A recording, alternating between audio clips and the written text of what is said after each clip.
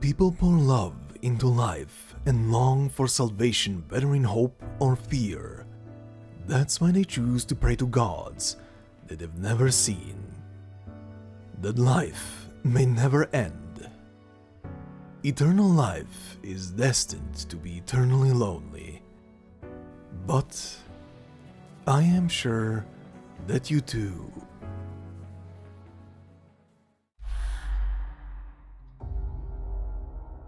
Hello, welcome and welcome back. This is Jacob, and today we are going to be continuing the narration and character voice acting for the main story of Arknights, Episode 15, Dissociative Recombination.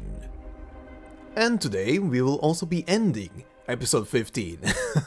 So yeah, this is going to be the final part, and we're going to round up this story and include some bonus material into today's part, because it is the finale, and well, there is some bonus material that needs to be mentioned before we wrap everything up properly.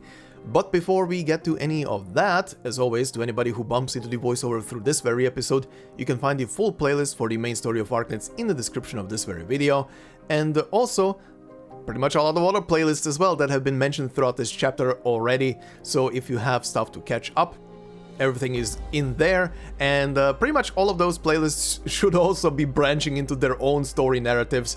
But if you follow along with the game through the story terminal that we have right now, and you see some kind of thread poking into another side story, and you don't have time to read through the story yourself and just want to listen to it, I pretty much so far covered everything Arknights related. Everything is up to date, so you can find pretty much any of those playlists on the channel. So thank you very much, and enjoy. But yeah, time for the finale. Time to wrap up this thing and see how this story is gonna end. And like I said earlier, this is gonna be the finale. Couple of extra stuff will be included. One of which we will be beginning with very, very soon. But because this is also the finale, I will be doing the usual outro yap section that I like to do with both just going over characters and story, and a couple of thoughts, predictions, what might be coming in the future and stuff like that. The stuff that I usually like to do, especially when it comes to a main story chapter. And yeah, we'll see about that. I don't know right now how long that section is gonna be, but you'll see when you get to it. But clips are also gonna be included, of course, for the finale of the story and reactions to moments of it. So look forward to those. There is probably gonna be quite a bunch of them as well. But yeah, anyway, we have a finale to get to, and before we do so, we have a recap to do of the previous part. For those of you who want to skip it, as always, you can do with the timestamps that I always provide down below in the pinned comment in the comment section. But anyway, let's begin. So, last time, we continued on with Kal'tsit entering the sarcophagus on Rhodes Island. She is trying to gain access to PRTS through it and succeeds with the help of an AI simulation of Oracle that she finds in there. For the process of becoming an interface for PRTS, Kal'tsit has to stop being Ama 10 and lay down her Gemini cycle. This will of course also sever her connection to Monster on top of it. Kal'tsit agrees, and with this manages to re-establish communications throughout the ship. As the elite operators Amia and Doctor are now coordinating again and are making their way towards the abyss, Blaze and Rosmontis run into their own little problem. Our little robot friends, Lancet, Castle, Therm and Justice Knight, are not themselves and are attacking. Luckily, Friston comes along and helps to bring them back under control. The elite operators, meanwhile, are all coming together with the Doctor, Amia and Monster in front of the sarcophagus to support Kal'tsit. The Doctor gets a weakened Kal'tsit out of there, and together they all stand in front of the abyss now and enter to face PRTS and Priestess. Then we did a bit of a flashback scene to Theresis clashing with Priestess in the assimilated universe 3 years ago. We saw how the scene fully unfolded, and he managed to grab control over Amnanam from her. However, that clash seemed to have sent out waves that were felt in many places. The law in Laterano started reacting, the Preserver in Columbia also got a signal, and even the Witch King, who is in another dimension, felt that something happened. Back then to our current time, Priestess presents a choice to Hierda: either stay here in the assimilated universe and gather all the knowledge you want, or go back to Terra. While Hierda ponders that, Priestess is already heading to Terra herself. After entering the Abyss, our team got separated into two. Amia, Dr. Kal'tsit and Monster appear on the deck of Rhodes Island, while everyone else stayed below. Then Priestess descends onto the deck and greets us. After a quick showcase of her power over anything Originium, Kal'tsit declares that Priestess in her current state can be killed like any mortal. Kal'tsit and Monster then go on the offensive. At the end of a hard battle against Priestess, however, Kal'tsit and Monster lose. Because Kal'tsit is also a mortal now and had Originium in her body, Priestess uses her control over it and seemingly deletes Kal'tsit out of existence, leaving only her clothes behind. Kal'tsit has kept her promise. And yeah, that is pretty much where we left off last time. But before we begin from where we left off last time, like I said, there will be a bonus scene, quite a long bonus scene in here that we will begin with first before we continue with our first cutscene. So, without further ado, let's begin with that scene.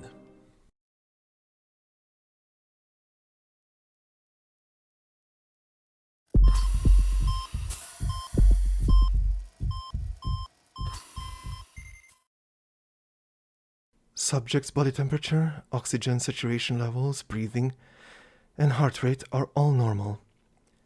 The operation was a success. Good work, everyone.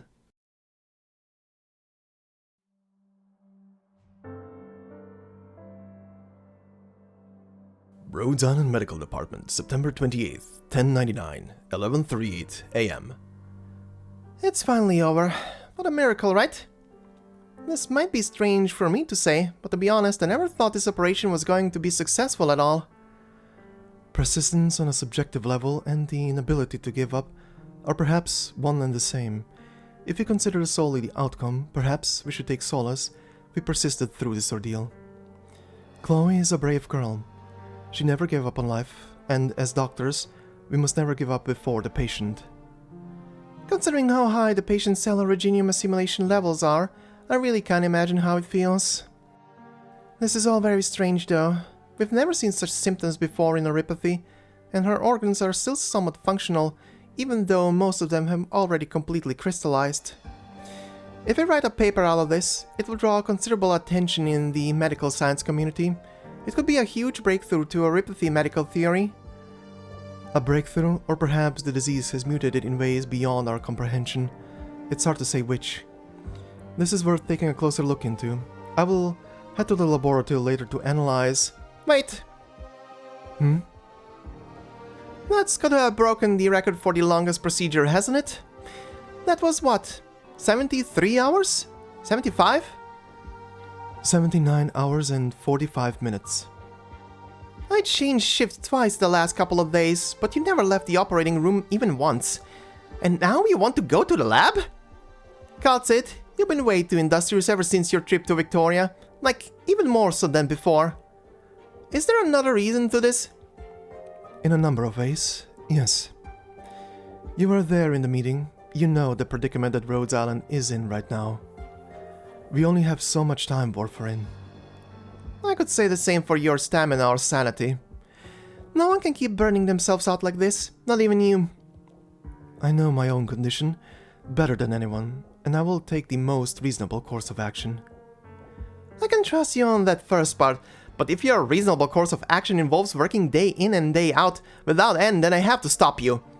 Your experiment won't suddenly grow legs and run away. I can help you too, but only if you actually live to see it to fruition. I am a doctor too. You can't tell me to watch my coworker keep on endangering her life. What you're doing is a bad example for the entire medical department. So get out of the medical right now. Head to the canteen for a bite to eat and go back to your own room right now. There you can do whatever you want. I'm blocking the lab's door until you get 8 hours of rest. Let me see your face here. Okay. Save it. No amount of begging will... I beg your pardon? I will follow your advice. Thank you all for participating in this procedure. You have all earned some well-deserved rest. I too will stop my work for the time being. Is there anything else? No. It kind of feels like... You've gotten more reasonable since your trip to Victoria. How about I give you a thorough medical check? Your time is just as valuable as mine. Let's not squander it on such meaningless pursuits. Huh. I'll leave the post-operative observation to you. If anything comes up, contact me immediately. Thank you for all your hard work, Warfarin.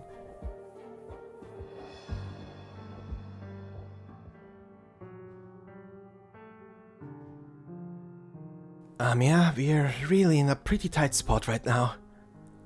I know, but we need a little more time for a solution. To think we're always short-staffed. I wonder if there's anyone... Whoa, what the fuck? Dr. Kal'tsit? Amiya, you seem kind of tense. I'm just a little surprised. I don't think I've ever seen you in the canteen, so I thought maybe you, Naturally, I need to eat for sustenance. What about you, Amiya? Have you not had lunch yet? Not yet. I'm helping the logistics operators to take inventory of our food supplies for the winter. Do you want anything to eat? Today's menu is, carrot cake, carrot pie, and creamy golden carrot soup. It sounds like there isn't much variety. Well, about that... To tell the truth, we did run into a small issue. We have more carrots that we can eat. After our last stop in Rimbilliton, the mine workers that we treated there insisted on giving us carrots to show their gratitude. Lots and lots of carrots.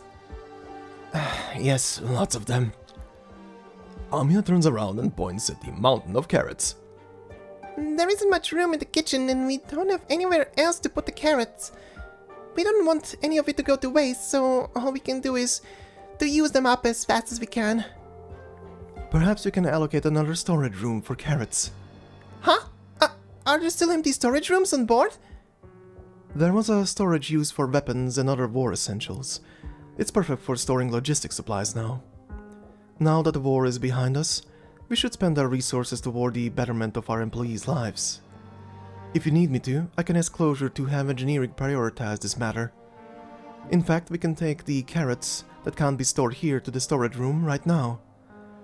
We can't ask you to... No, it's okay. Just leave it to me. I'll take care of everything. Very well. The carrots indeed look very fresh. Huh?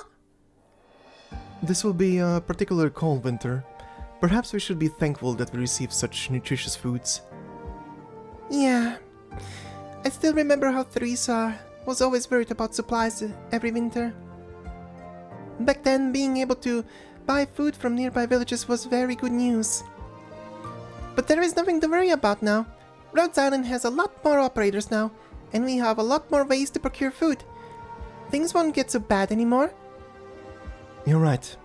She put in tremendous effort to make sure all the operators had enough food to make it through each winter.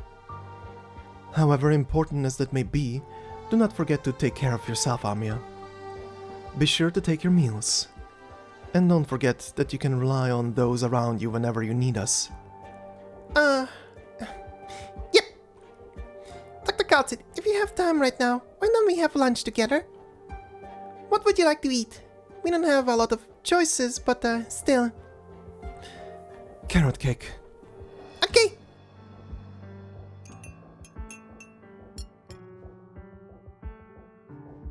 Amiya, why didn't you tell her that your limitless supply of carrots is all we have left for the winter? We exhausted most of our basic supplies in Victoria, and we still haven't established a stable supply line after we got back to Rimbilliton.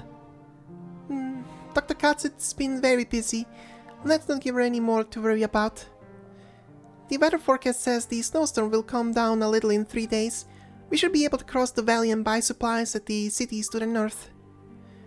The barren lands are dangerous. We should assign more field operators to the convoy. I'll chart the route. Don't worry. We'll make it through the winter.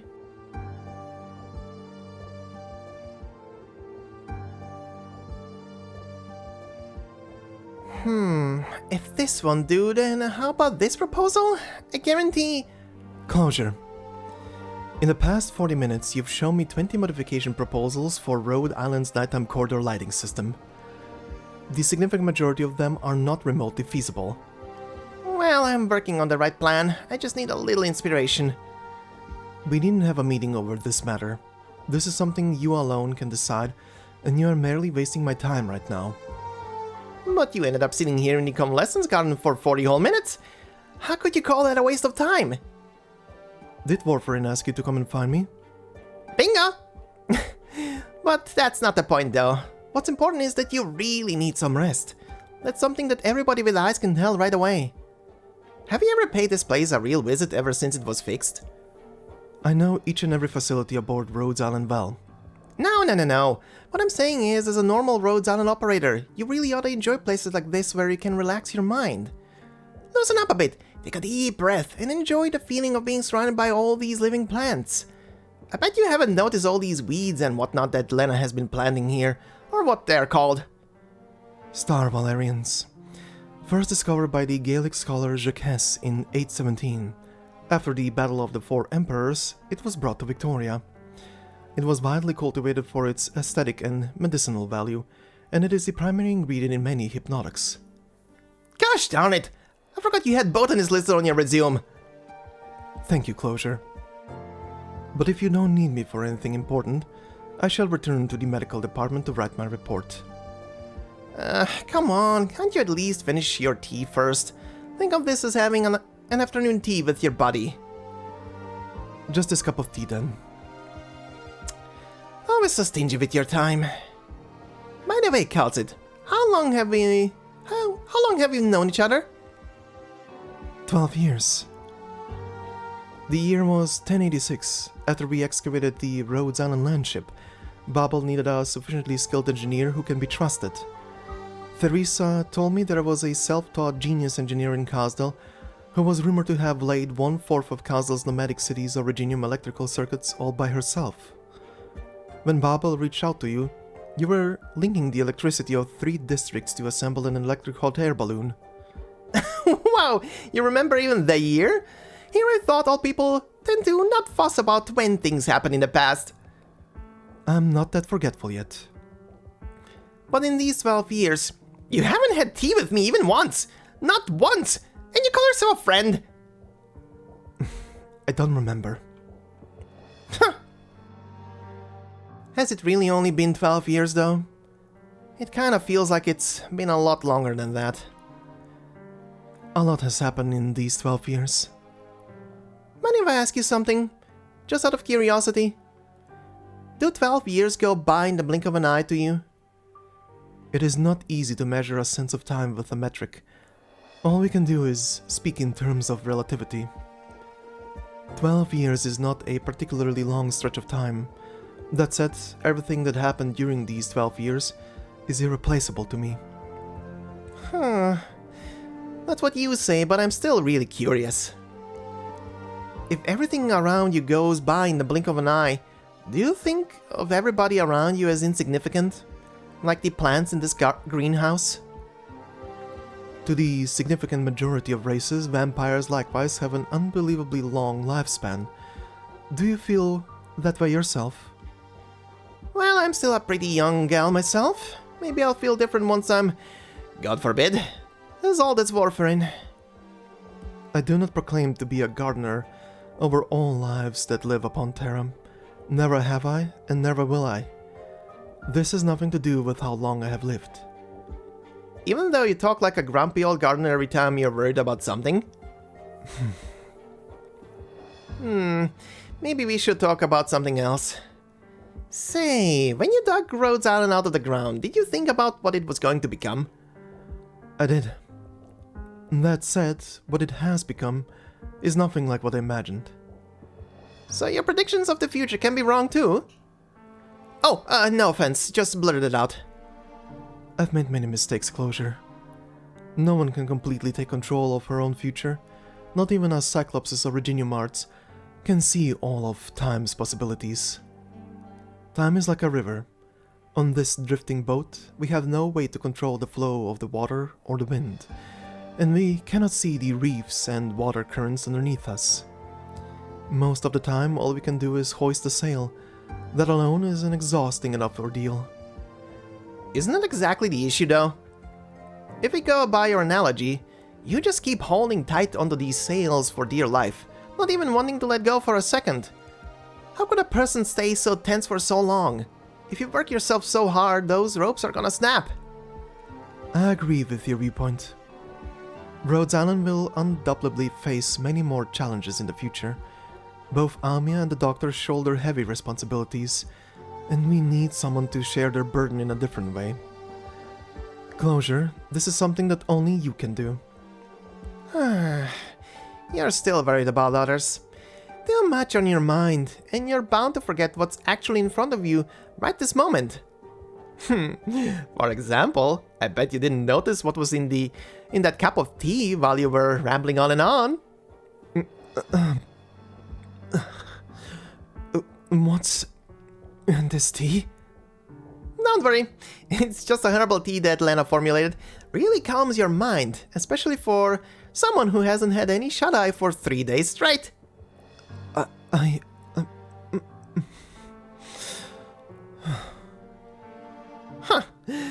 Finally got this all hacked to get some rest. Sleep well in the garden, Kal'tsit.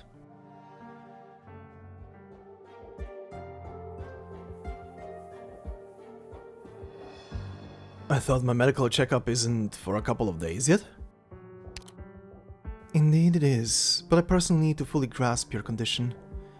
The environment of the battlefield is particularly harsh to you. I believe your health condition requires close attention. The tools I have on hand are more than enough for me to carry out this examination. No complaints, Doctor. This will save us both a lot of time. I heard Warfarin kicked you out of medical? You know, she just wants you to get the rest you need. Owing to certain external factors, I've chosen to hold my work at the medical department today. However, that does not mean I will waste my time. Warfarin's concerns are entirely unnecessary. You should have a decent grasp of her personality already. A lot of times, she's actually not as nonsensical as she appears on the surface. She works with the mindset of a responsible doctor, albeit an overly cautious one as a result. But the fact is, you have the others worried. A doctor needs to take care of herself too. You needn't worry about me.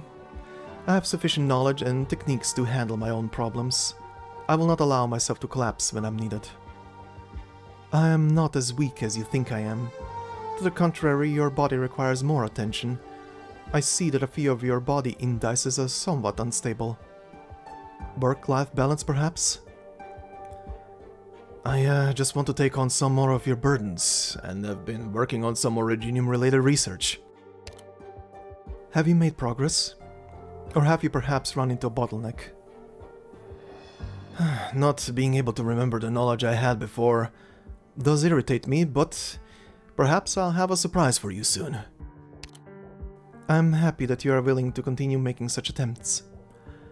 A significant part of Rhodes Island medical research results are built atop of your previous research. I myself am looking forward to you making further breakthroughs and bringing these lands a new turning point. But more importantly, you are making this decision on your own will. In any case, I hope that you can maintain a healthy and manageable condition. Rhodes Island will need you even more going forward. So, what's your medical advice for me? You know, I am doing the best to work on and get ripped.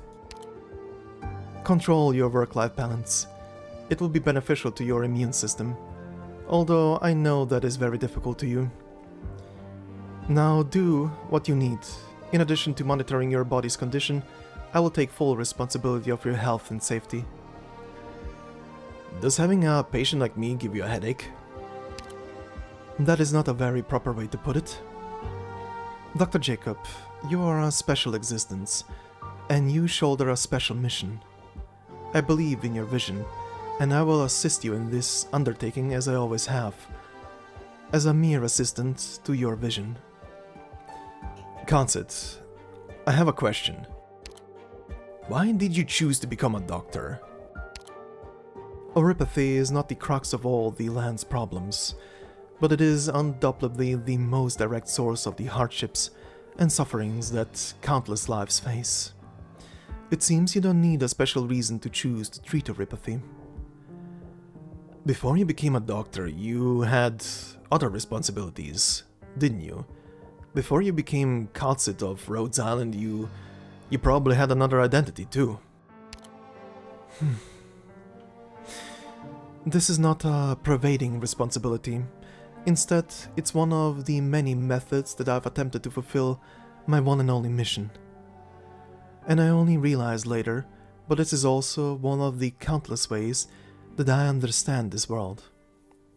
I learned not to scrutinize everything on these lands purely purposefully, and because of this I realized that these lands need to be cured of far more than just violence. With respect to violence, a cure would be difficult and complicated. As such, a method could only be predicated upon trust. This is a method that I never once attempted in the past, and anxious though I was, I nonetheless had to stop thinking before attempting to find the answer.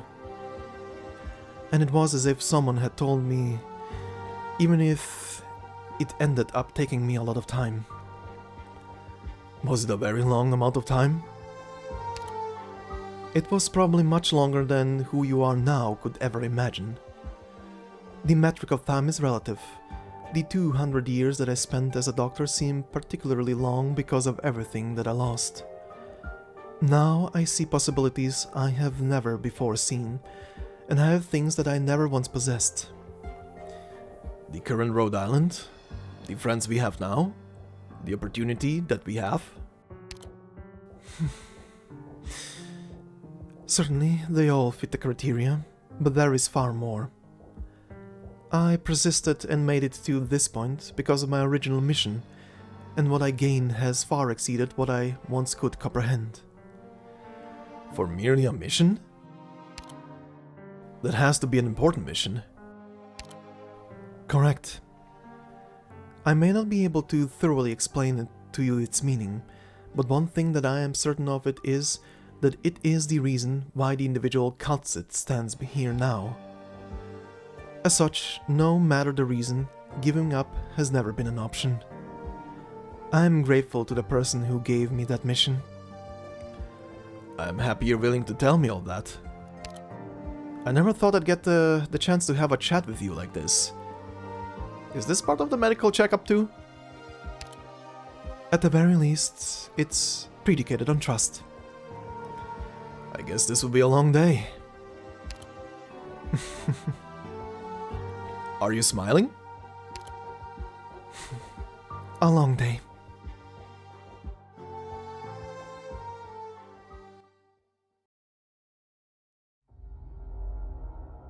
Alright, and that was Kal'tsit's operator record. After I was done completely reading the story and recording the operator record for Kal'tsit, I was like, okay, this feels like something I should somehow include into this episode, despite the fact that it's obviously a prequel, but honestly, fitting it here neatly in between where we left off last time, aka stage 17, and continuing here with stage 18 where we're gonna dive into in just a moment, I felt like this is the best place to put it into. And yeah, if this is the first time you've seen and heard it, hope you enjoyed it, and let's continue. 15-18. Never doubted, never far. You know how to wait. In the long years you wait for a single flower to blossom.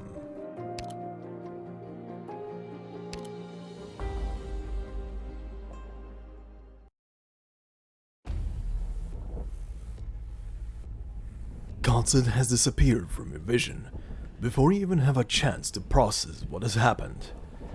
The only thing left on the deck is a jacket. A pain wail can be heard from Monster.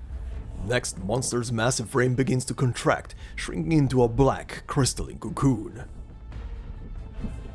Amatent was one of my proud creations.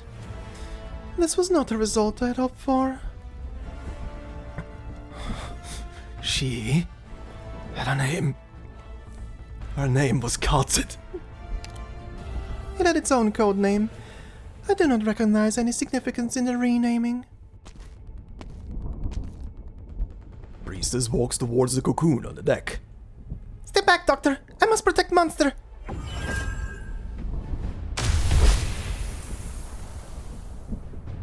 Threads emerge from Amia's staff, attempting to stall Priestess's steps.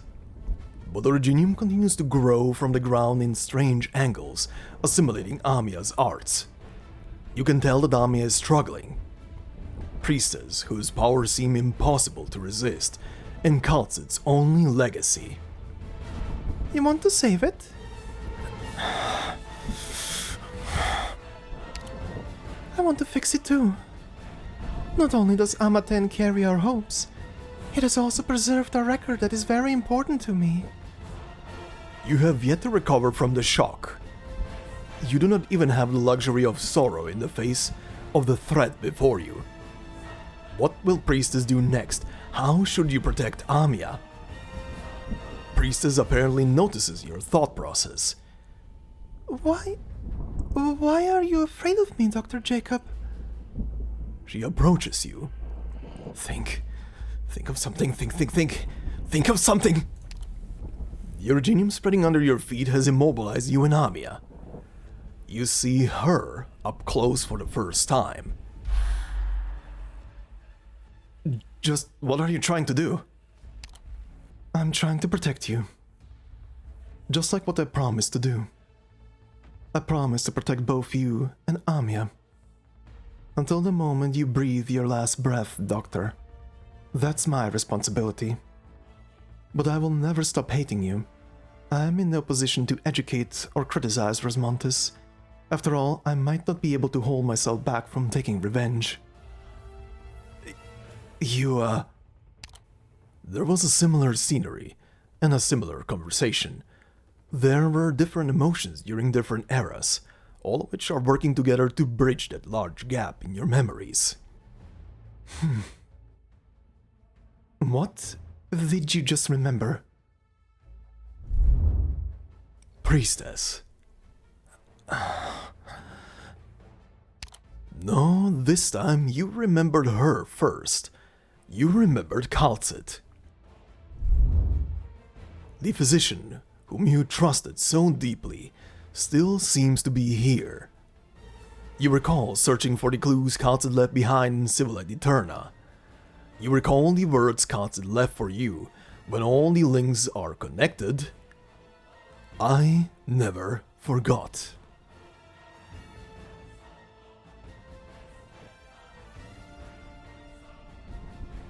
No matter where in this vast universe you came from, I bid you to witness the beacons we left behind. Remnants of a civilization now gone to eternal rest. Perhaps it will be our blessing and the final gift of hope. You are certain that these eyes now see you across the vast reaches of time. The formulas. The gift. Amia, the formulas! Formulas? Dr. Kal'tsit mentioned that it reduces the loss of meta-information during transmission through spatial mediums. Reverse it. Obstruct the transmission of information through Originium. What should I do? Link to my mind. There is no time to hesitate. Amia acts. Once again, you share your thoughts with Amia. All the memories of your researchers come back to you. Relying on intuition and prior research, you begin to decipher the formulas, convert, then reverse. You understand that it will not be completely effective, but you must pray that it works. For Kal'tsit. Remember the things in my mind, Amia. Got it, Doctor. Just weave it in my arts, as Locus taught me. Then... Stop!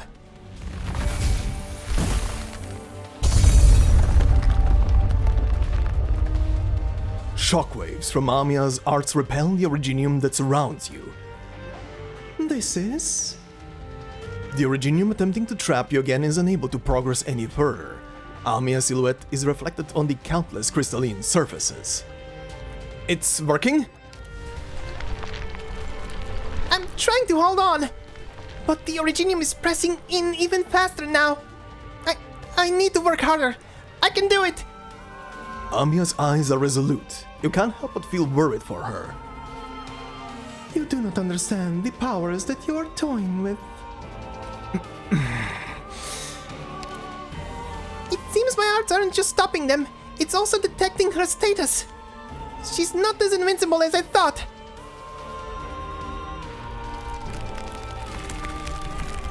Indeed, I've been roused too soon. The rate at which Originium has assimilated this planet falls below my expectations. In addition, the reckless behavior of those two Terrans have prevented me from utilizing Originium as I planned. But that does not mean you can change the inevitable with your clumsy usage of our technology. Amiya! Pink threads fly out from Amiya's staff, dancing in the space enclosed by Originium. But you sense that Amiya is facing tremendous pressure. And Priestess's figure has become completely obstructed by Originium. You can see Priestess's eyes in every Originium fragment, every facet. It is as though she's everywhere. Theresa is teaching me how to cast these new arts more effectively, Doctor. I think I've weakened Priestess's control over Originium. I should be able to delay her. As Amiya's arts run wild, you hear a reassuring voice in your head. Dr. Amiya, we're in the abyss. The Originium interference was weakened for a moment. It was. Radiant has re-established communications, but the situation is rough. I can barely use my arts to help Radiant maintain the link. Also, she cannot detect Dr. Kal'tsit's biosignal. Where are you? What's the situation? We're on the deck of Rhodes Island. We're confronting Priestess. Get in touch with Warfarin. Evacuate the ship immediately. You heard the Doctor. Don't worry, Lance and 2 will help monitor your status. I will not let you down, Dr. Warfarin. Once you're out of the ship, establish an isolation zone around the ship according to Kal'tsit's original plan. Don't let any of those things get out. You are not coming with us, Dr. Warfarin?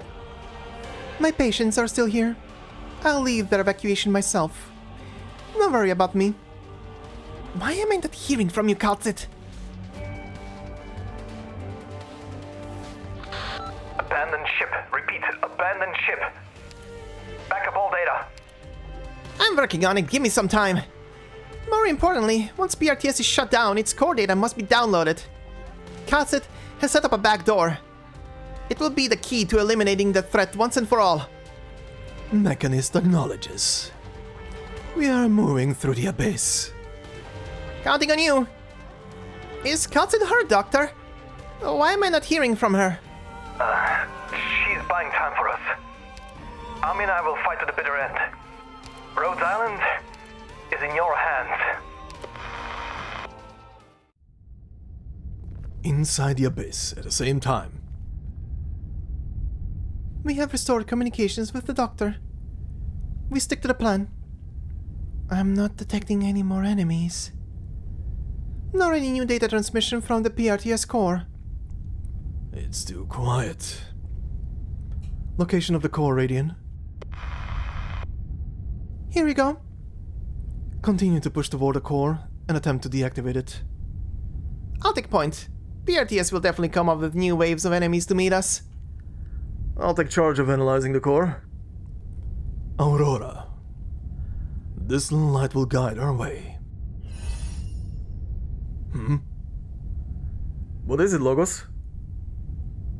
This is not my light. A rhombus-shaped halo hangs in the darkness, swaying gently. It is like a cold eye, gazing upon all present. Alert! Is this the priestess that Dr. Kal'tsit was talking about? I don't think so. I just detected a large amount of haphazard but familiar signals. They come from Rhodes Island itself.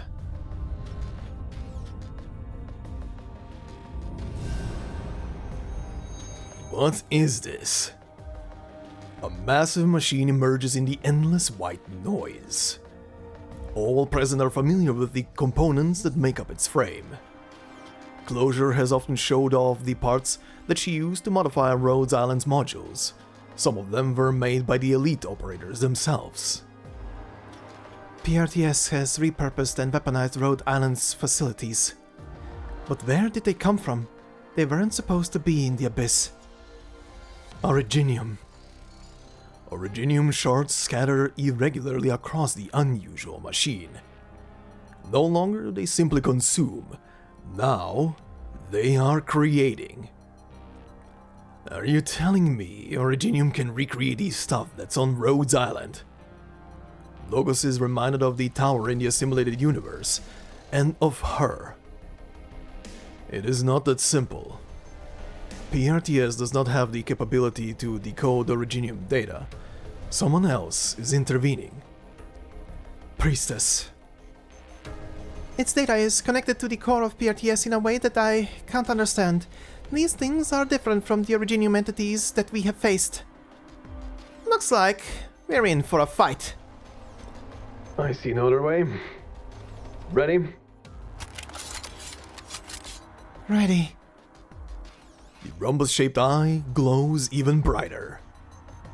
Controlled by PRTS, the mimic machine charges up.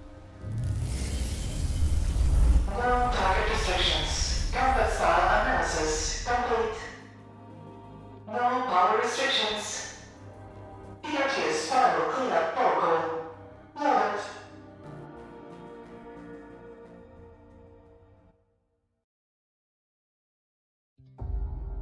Alright, and we have ourselves a two-prone battle, but before we do anything with that, we have two new enemies to add to the count here. We have the active Sarkas caster Crystal, and it says originating from an archived enemy. The Originium body of these Sarkas casters allows them to use previously unknown forms of arts to interfere with our deployment, significantly pressuring our defenses. And the other one is the static Oneros, Beta, originating from an archived enemy. It seems unremarkable, but is able to strike before our operators take action. The mechanism by which it does so is associated with Originium. So yeah, this is gonna be an encounter. The Elite Ops versus PRTS and whatever PRTS is deploying against them. Plus, on the deck of Rhode Island we have Amia and Doc versus Priestess. And I will say the sequence, recording-wise, the sequence between Amia and Doc, mixed in with a bit of Priestess and a bit of narration text in between, has been quite a challenge. Probably the biggest challenge of this whole chapter to record, vocal performance-wise. Because again, just as a reminder, all character sequence lines I am recording in one single go. So going from character A to character B to character C back to character A, all of that is recorded in a single take. I'm not recording them separately. So recording Amia and Doc back to back in that quick fashion was definitely, it was fun to do. It was fun to do, but it was a challenge. There were many voice cracks. There were many voice cracks. And a couple of times I also made a Doc sound like Amia. That was kind of funny. Anyway, was a fun scene and a very interesting sequence on top of it, narrative-wise. Maybe not a thing. I do actually rather I do wonder how many people picked up a nifty little detail in there that does get pointed out by the story, and it's probably a good thing to remember going forward as well. But so far, every time the Doc would think back to the one memory that surfaced of Priestess, all the way back from chapter 8, right? The very first time you actually ever get to see Priestess properly in game, in that CG, in that memory sequence. Every time Doc would remember Priestess, it would be especially that scene.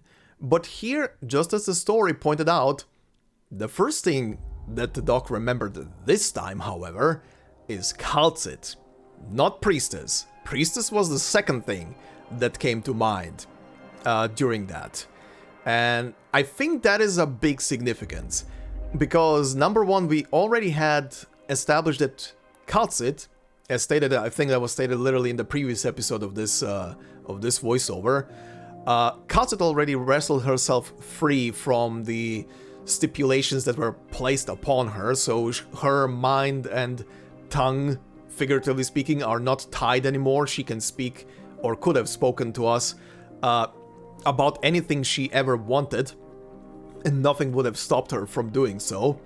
And I have a dumb feeling the Doc is now finally at the same stage where their mind is also not being... Again, as we've established in the previous part where I was including both linchpins, and we have established that in the one cutscene with Doc talking to primary Kal'tsit, the first Kal'tsit, while she was still a mechanical creation, they pretty much told that version of Kal'tsit that, hey, the linchpin in my head that is tied to Priestess, yeah, you know, Priestess put something into my sarcophagus, and if I wake up before her, it's gonna manipulate my linchpin.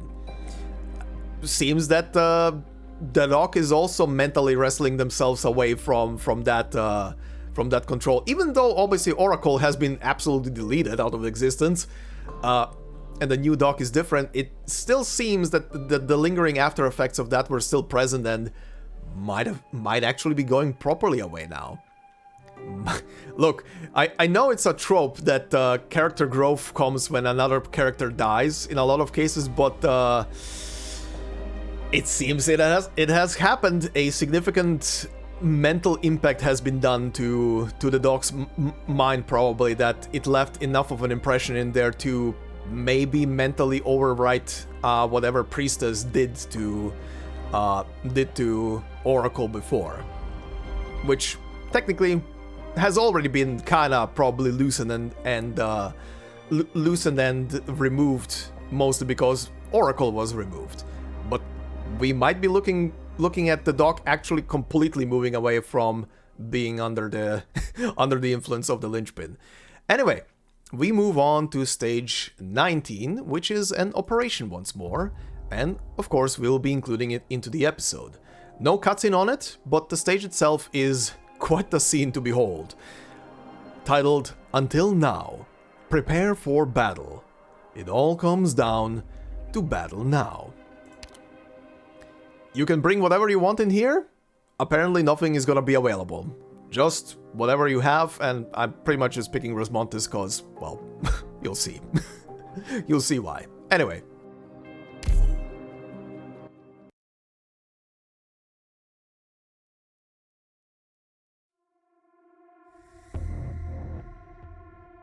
Data call complete. Personnel locked. PRTS is loading priority elimination scheme.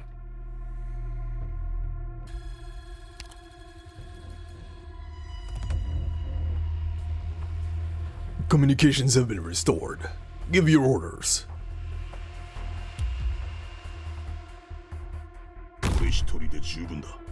This doesn't seem like the Doctor style. Is someone interfering with the commands? Are you getting our latest updates, Doctor?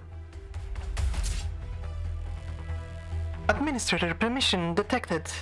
Full control permissions denied. Warning. Permission disabled. Databank surge detected.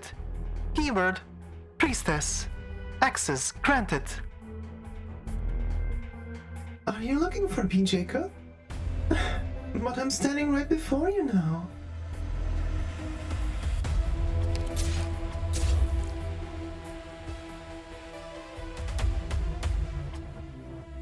The interference is weakened.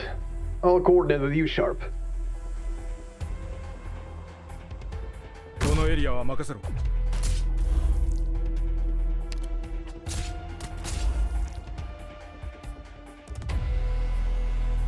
PRTS may interfere with the commands we receive. Support squad in position. Expect the unexpected. Screen the commands carefully.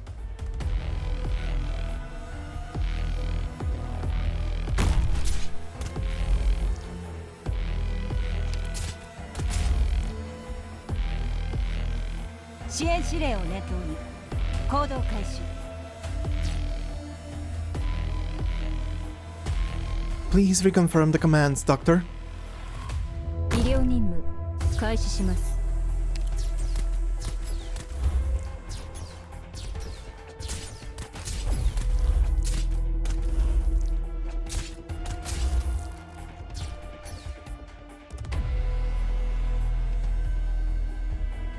Careful. Target is breaking through the front lines. I'll take the front. 始まる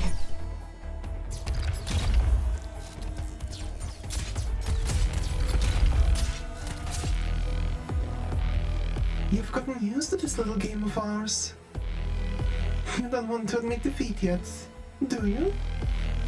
You expect victory, as you have always won.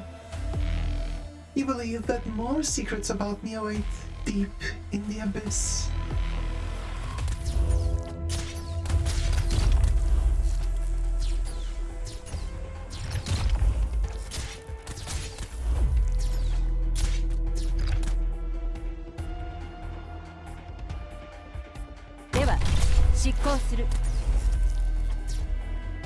The line has been stabilized.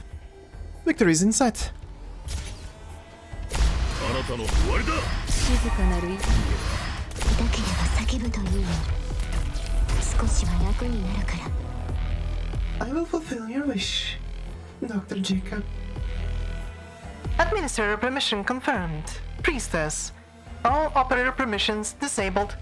Warning. PRTS final cleanup protocol activated.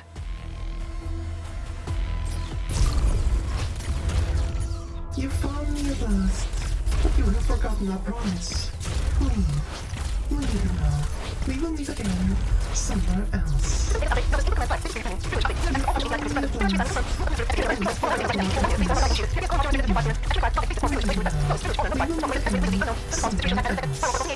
Mission accomplished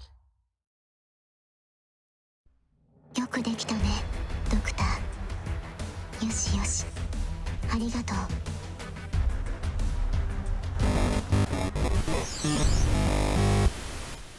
You just won't give up. Yes, that's just like you. I'm glad you're back.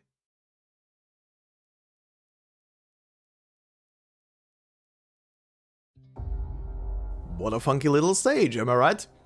But yeah, that one was very interesting. Priestess and PRTS working in tandem together to screw with you and your deployment and everything. Also very funny, or rather very interesting, and something that that occurred to me only in hindsight after I was done with the stage quite later, and I was recording it for this very episode, is that out of every elite operator they gave you here, and they pretty much give you everybody, they only don't give you, for some reason, Blaze and Logos, who are also... Oh, and the Mechanist, who are also present in the whole thing. But to be fair, Radian is someone who is gonna be coming in the future as a free operator with IS-6, so that already exists, and I'm not surprised to see her here. It was probably a surprise for the CN community to see her. That's probably the only thing. But we already know that she exists as a playable unit.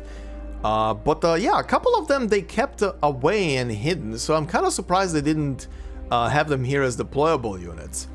Even Mantra isn't here as a deployable. But I'm mostly surprised about Blaze and Logos not being included, but they gave you a Rosmontis to deploy. Why? I don't know. But anyway, doesn't matter. Stage itself was very fun the first time you go through it, and you get all the weird tutorial placements for the units. Like Sharp is probably the most normal one, being just placed here and then to the right. That's kind of okay, whatever, you know. But Stormeye to the wall, then Radiant blocking, Rosmontis blocking, who else? Touch was, I think, also being pointed towards the wall to the north. The funniest one is still Pith, trying to be placed here on this little thing. I really, whatever. Priestess was trying very hard. This was a weird stage to do, but very, very fun in a narrative way of speaking. Anyway, we move on to our boss battle stage, 1520. And before we do the usual title and description, this is a stage where the cutscene plays after the battle stage. So, enemy description first. And we do have 4 new enemies here. One is the Shadow in the Snow. And it says, originating from an archived enemy who was once a staunch defender of heart and home. Originium has recorded and recreated her last waking moments before collapse. Ep15, the realm, every life seen, seek your sojourn path. The other one is the active Originium Colossus, originating from an archived enemy, an experimental colossus created by Spire casters, prone to getting lost. It has appeared in Rhodes Island in a form recreated by dangerous active Originium. And then our technically dual boss, but still borrowing on the same, I guess, life. First part being the Mimic Machine. And it says, PRTS has transformed familiar objects on Rhodes Island into material threats. These machines do not know fear. And of course, PRTS source code. PRTS's source code has overwritten all permissions. It sets out to wipe all trace of you from Rhodes Island. Thank you, GLaDOS. Anyway, our stage is titled Return to Beginnings. It is time that the Kal'tsit took the trouble to bloom, that unrest's heart started to beat. It's time for it to be time. It is time.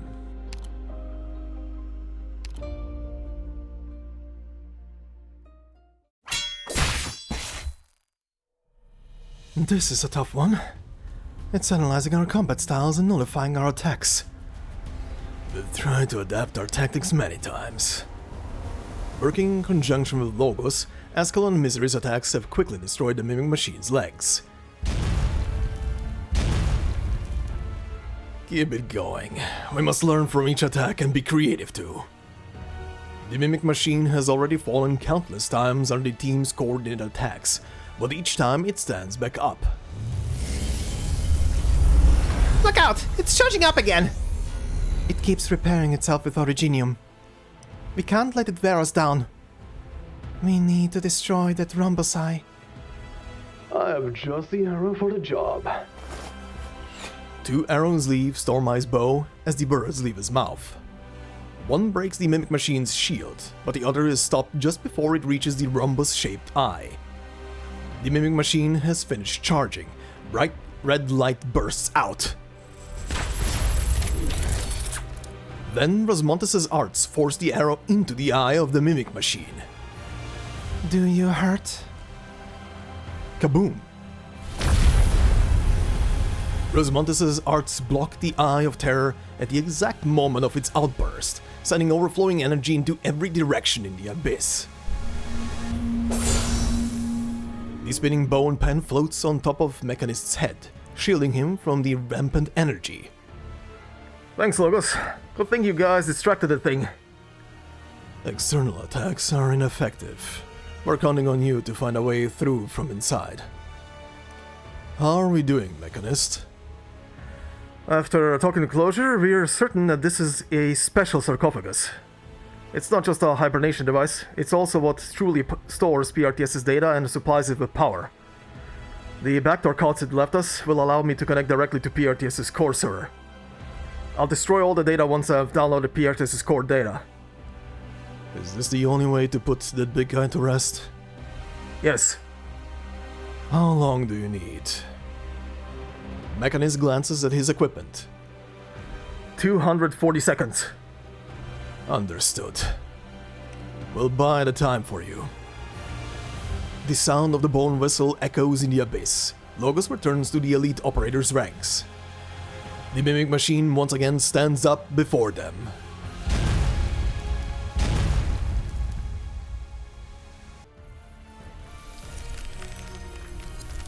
Dr. Jacob trusts you implicitly, even with a fractured memory. Dr. Jacob believes you are hope. Don't let her distract you, Amiya. We just need to buy a little more time for the others. You should get ready to retreat! There is no way out for Dr. Jacob. We will inevitably end up on the same path, our objective sentiments notwithstanding. You and I need not be in opposition, Amiya. I can make your wish come true. You always trusted me. Countless eyes look at you from the crystals. Priestess's eyes. You made the same promise to me. We can find the answer to the ultimate question together. Time is short, Dr. Jacob. You're not lying. I don't need to lie to you. This humanitarianism that you think you're advocating simply serves to extend the suffering of Terrans before the inevitable fall of Terra. Any questions that you still have, I can answer them. She's getting weaker, Doctor. Most of the operators have evacuated. Maybe. I want to try. You want to kill me? Is this what you want too, Dr. Jacob? Priestess.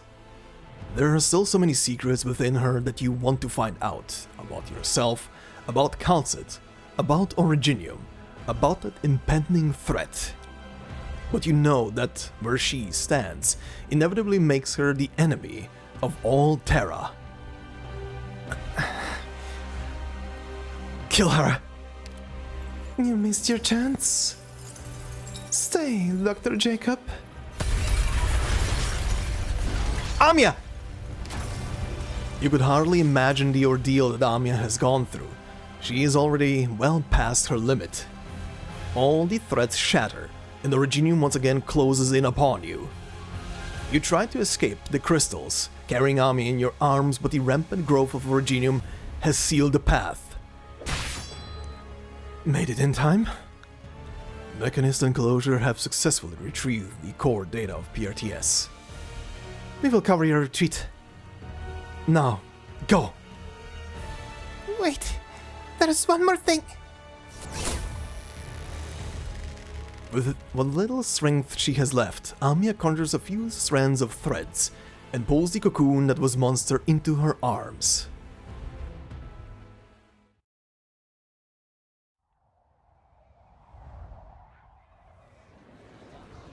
I need your help, Touch. These patients were transferred from intensive care. We don't have enough emergency equipment. I need you to stabilize their conditions first.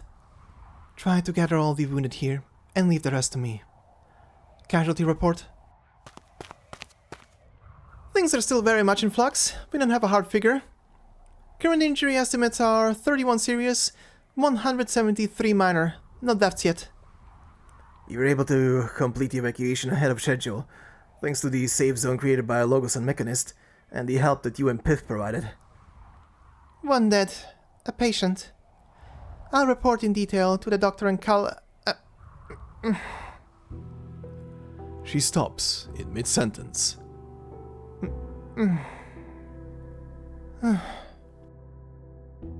They have all been avoiding that name. The one who had always tended to the wounded after each operation. Kal'tsit. Help the others establish the isolation zone. We need to keep an eye on the ship to make sure no enemies get out. Roger. Warfarin. I'm already doing my best to stay focused, Touch. Now is not the time. What's the situation with Dr. Jacob and Amiya? We all need some time to process what happened.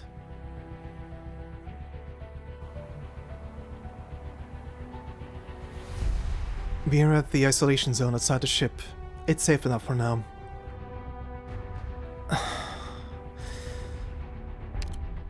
Is Amiya okay? She's just tired.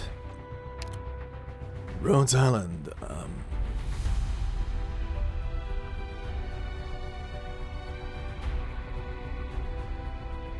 That ship, which you once called home, is now completely encased in a massive Originium crystal.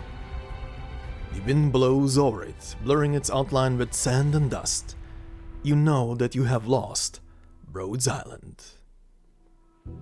You hold Amiya in your arms. She's unconscious, but still holding that crystalline cocoon in her own arms. Doctor, Rhodes Island, our greatest threat at present still lies within. We must prepare ourselves before we can confront her again. Priestess. I'm not sure what this name truly stands for. I will not forgive her. But what happened to Dr. Kal'tsit?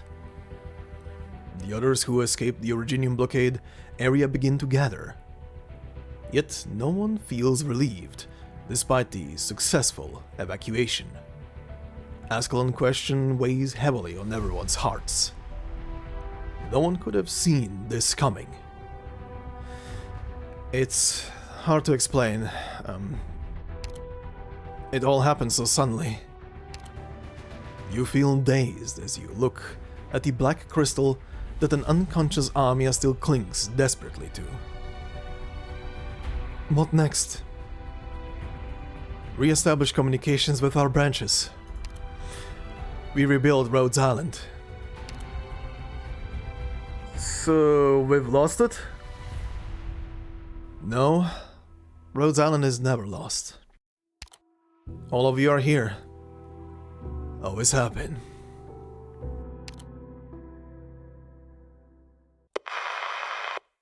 Can you hear me, Doctor? This is Vina. I heard about Rhodes Island. I'm very sorry.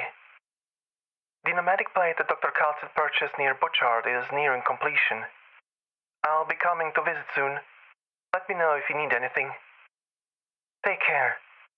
You and Amia. New Rhodes Island under construction, Butchart, on the Victorian border, 1 month later. Midnight asked me to bring this wine back from Syracuse, Popcar. He said it was a Brunello specialty. I'm not a wine expert though. Is he getting better? He's still locked up in medical. Dr. Warfring grounded him. He got hurt dealing with those weird things coming out of the ship, which made Dr. Warfring really nervous. I'll give these to Midnight. What exactly happened?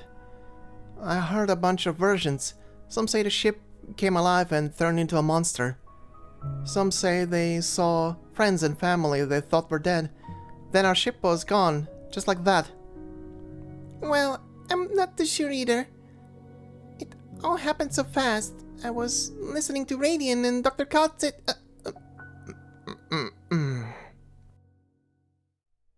Dr. Kal'tsit. Her absence will take some getting used to.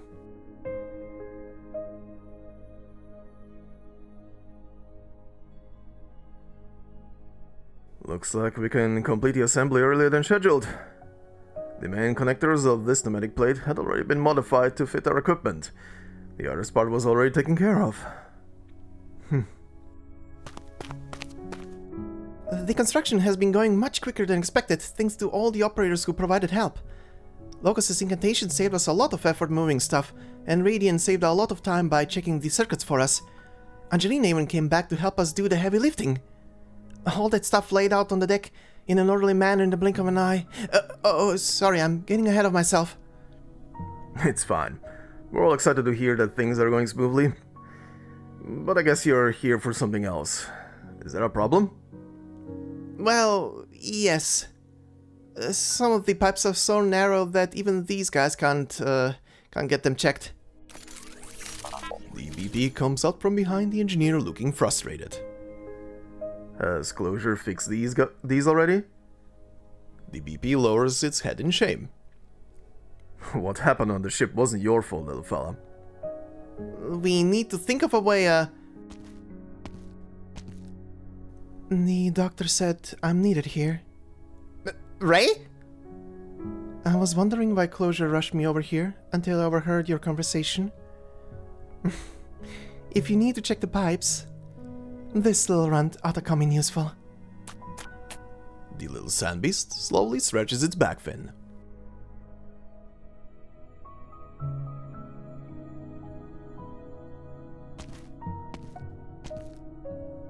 Thank you for the detailed report on the incident, Closure.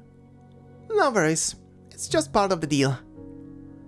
Yes, I understand. I'll report back to Council Clementia and Gladia and communicate your warning.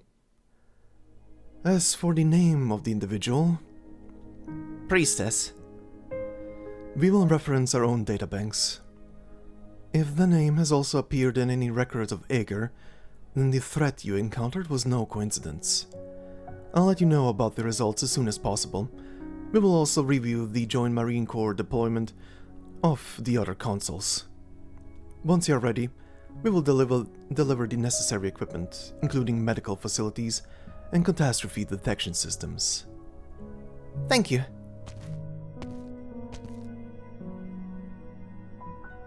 You're growing into your position, Closure. Oh, please spare me. I would much rather be dealing with machines. I didn't expect Kal'tsit's job to be this hard. Are you getting ready to leave? No time to waste. Babel must be informed about the details of this incident. Kazdal will check the status of Amnanam on our behalf. Remember to tell Vishadel that the doctor recommends exercising maximum caution in reviewing the use of that piece of originium. Don't worry. The doctor already hammered the point in. I'll be going then. You're not saying goodbye to the others? I've got plenty to do as things stand. There's just one thing. About what happened to Dr. Kal'tsit. Should we tell Babel? Tell Vishadel first. She'll want to know. Let her decide whether to tell the others. I trust her on this.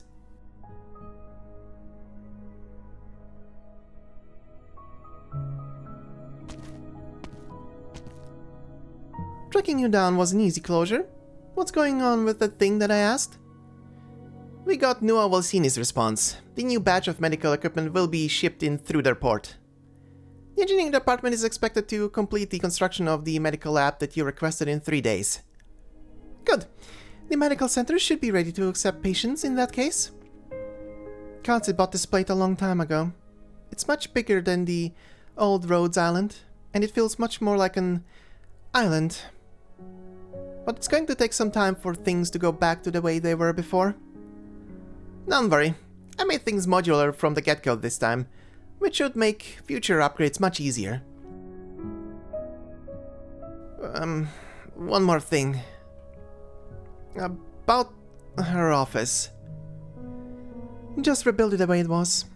Medical will maintain it. You know, this really is going to take some getting used to. I'll help the doctor and Namia with the administrative stuff as much as I can while she's gone. I don't want to disappoint her. I'll help with things in medical. Did the doctor and Namia talk to you about recovering the other modules? Of course. They're very energetic about it. Everything is progressing smoothly.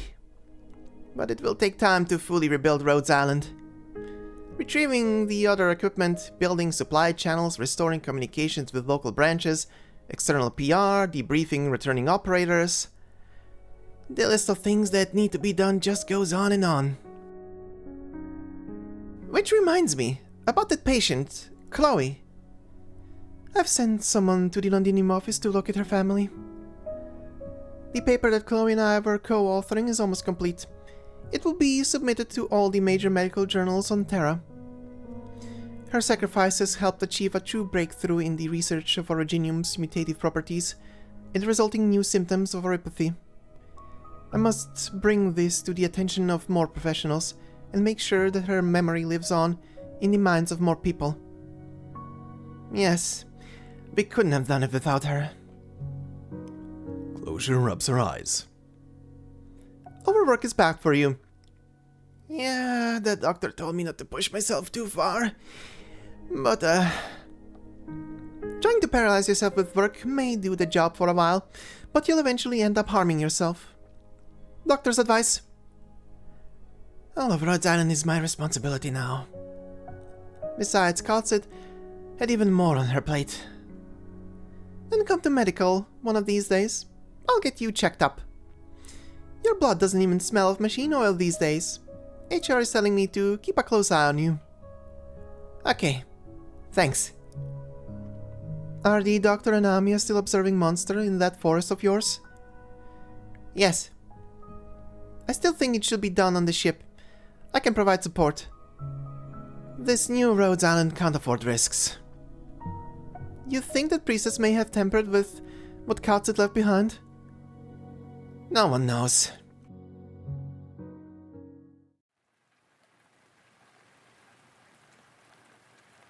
Uninhabited area near the ship.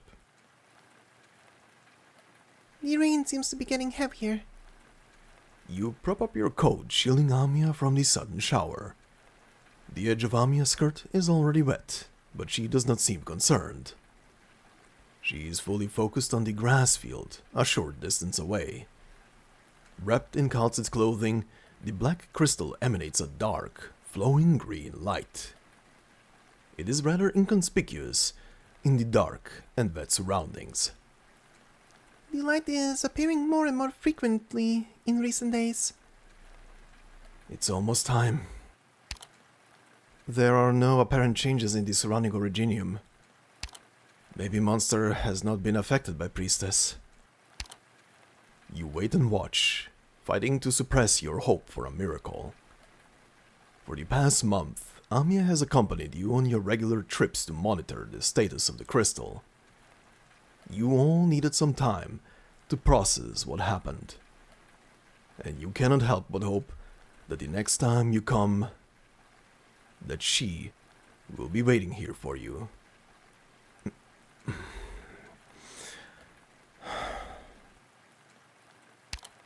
Doctor, look!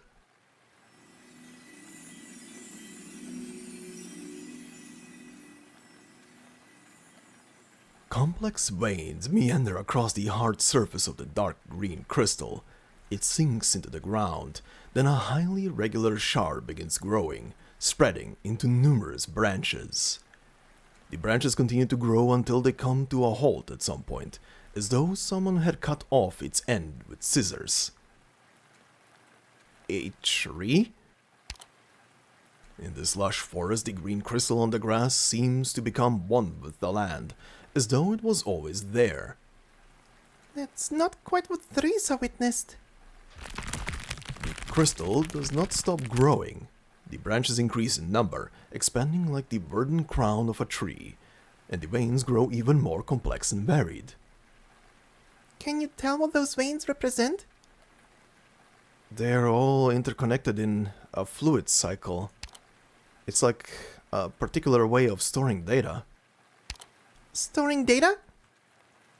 Kal'tsit's fate and memory.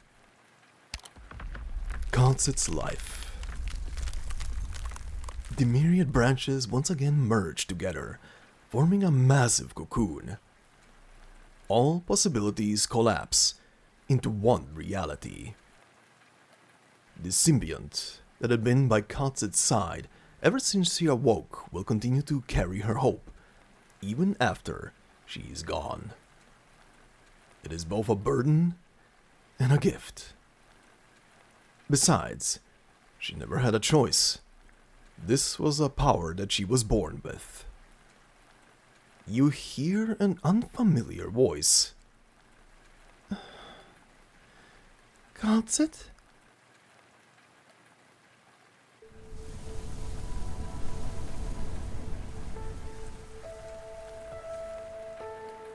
The rain caresses her palms.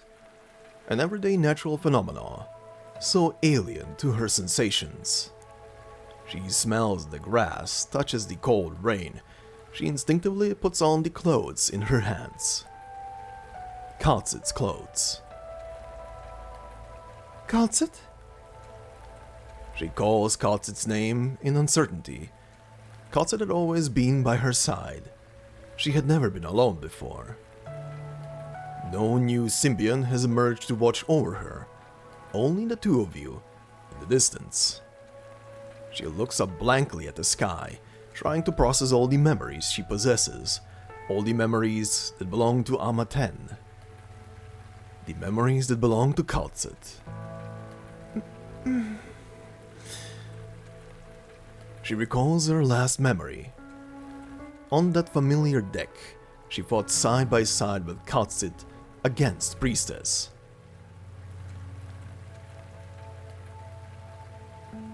You gave me freedom.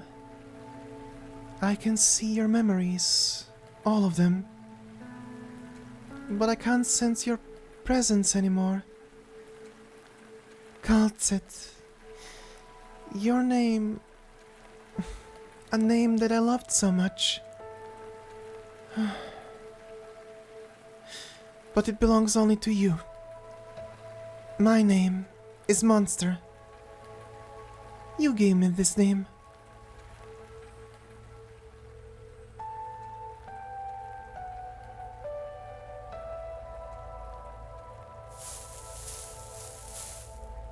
These clothes...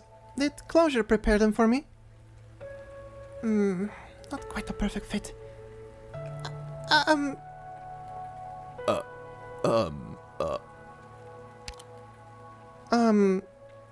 Why are you looking at me like that, Dr. Jacob?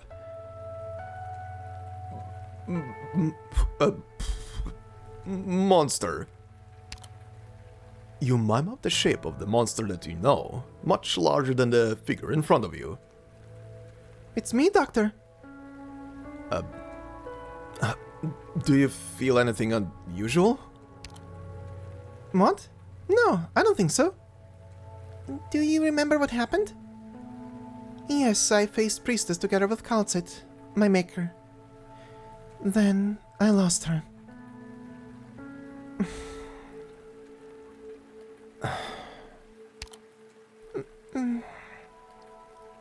You and Amia fall silent. This is not the outcome you expected, though it is undoubtedly a miracle. Where are we? Near New Rhodes Island. New Rhodes Island? We lost the old one in the chaos. Priestess has sealed it in Londinium. What? That's Priestess's doing? But Doctor, does Monster feel a little weird? It's like she's getting used to her new body. I don't sense anything abnormal with her emotions. What happened to Priestess? We're not sure. Rhodes Island is completely encased in Londinium, making it nearly impossible to penetrate. We're keeping it under observation until we're fully prepared for our next move. Kal'tsit has left behind some important information, but my mind is a mess. I need your help. Of course, but we'll need to get you checked out at the new base first. This is important for our own health and for the safety of Rhodes Island.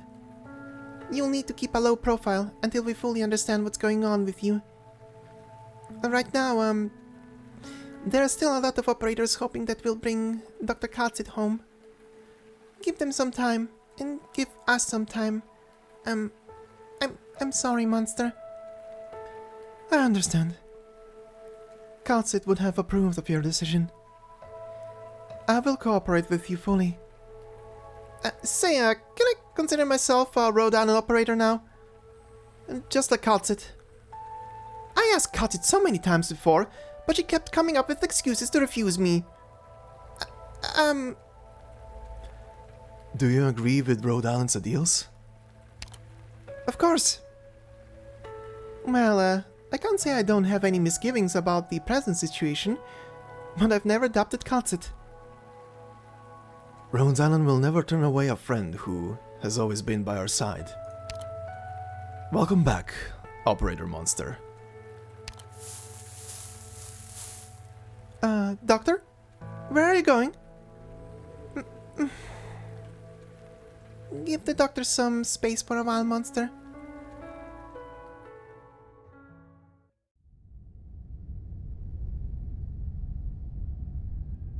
So you're sure there are no other issues, Dr. Warframe? I've conducted a full examination of Monster under her guidance. I didn't find any trace of Priestess's influence. But Monster and Kal'tsit were always full of secrets. There's a lot of research that I want to try. Kal'tsit was never so cooperative with exams. But I have a paper to write. You're not going to review the information Kal'tsit left with us? I'd love to, but not now. This is a moment for Dr. Jacob and Amia to share. I can wait for a better time. Take good care of her, Doctor. I was surprised by Monster's frankness when I was with her. She may have all of Kal'tsit's memories, but it's hard for me to treat them as the same person. You watch Monster curiously fiddling with the command center equipment, as Ami explains to her the new additions to the newly rebuilt room. She is very different from Kal'tsit, but they have these same strong, resolute eyes. We'll take good care of her, Warfarin. Come and find me if you need anything, monster. Doctor, Amia said that the command system hasn't been fully restored? Closure is working on a new PRTS. But deciphering the PRTS source code has proven to be a challenge. I can help. Since Kal'tsit broke through her limit, I am now able to decipher the associated code. Restoring the command system is a priority for our future operations. Great, that's one headache gone. I'll ask Closure to do something about it. For now, I won't give up on searching for any messages Kal'tsit might have left. Retrieving memory log. Validating integrity. Memory log restored. Validating timestamp. Attendant AMA 10. Symbiont. Memory conversion complete. Reading restricted log. Gamma 0000.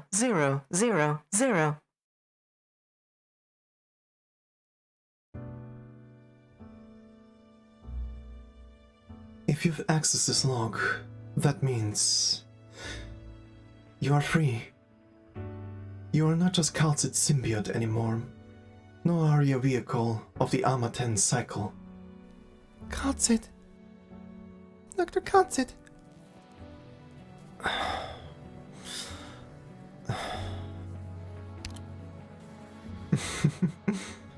I wonder what name you will choose. Will you keep the name Kal'tsit? I like this name, but it belongs to you. Monster. I choose the name you gave me. To be honest, I don't want you to have to carry the burden represented by this name.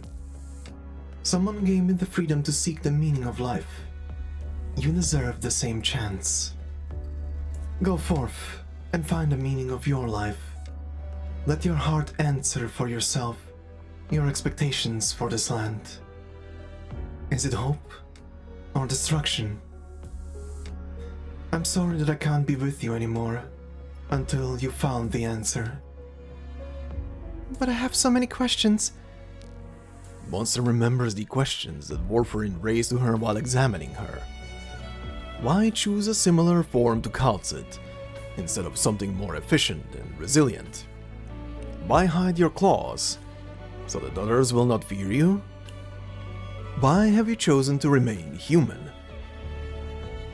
I don't know. I just chose it on instinct. There are so many answers that come to my lips, but I just can't find the right words. I can't think like you, Kal'tsit. Too much information, too many memories. My mind is a mess. I want to find a way to bring you back, but you will never doubt your own decision. We've walked the centuries together. I know full well that you already know the answer. You just need some time to understand yourself. Keep moving forward. The voice stops. You and Amia do not want to disturb. You can feel Amia trying to hold her emotions back too. You step closer to her to give her comfort. Doctor, I feel the same way.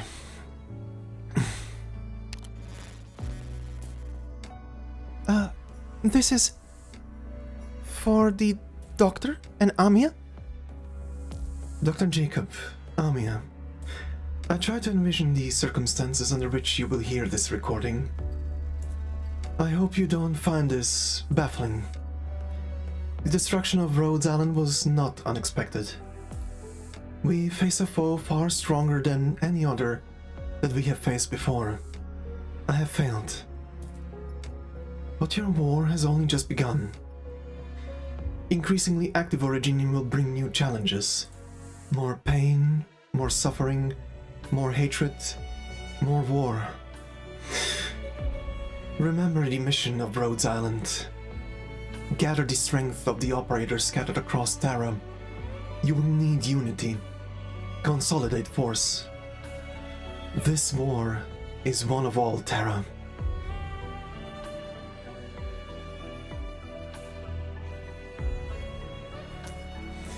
She's always been like this. There's always a plan B, isn't there? Is this all she had to say in the end? Sensing your emotions, Amiya grips your hand. Doctor, I'm fine. I'm just thinking of her. me too, Doctor. I promised Dr. Kal'tsit that I would do my duty and protect the Doctor.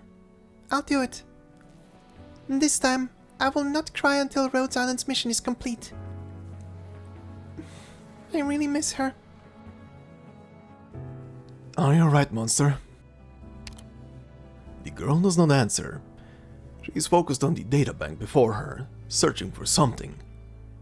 A massive amount of data scrolls before her eyes, and her gaze grows intent. There's so much. She left so much data that I never got to access. Maybe there's a way. It's possible.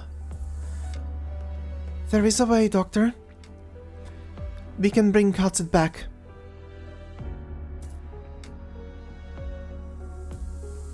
Reading restricted log. Unknown.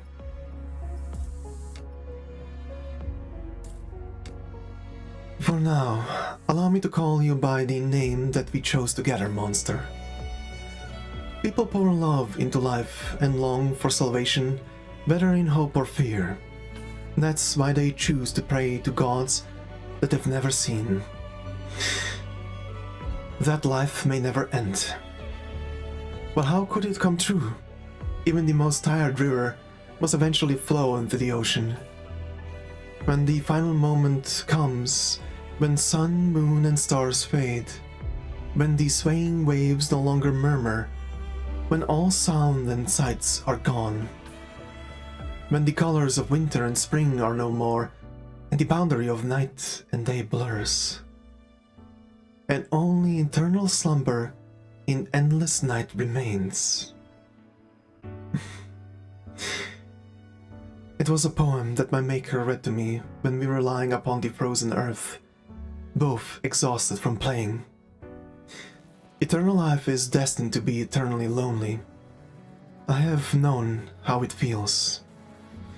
I am sure you too can walk alone. Monster.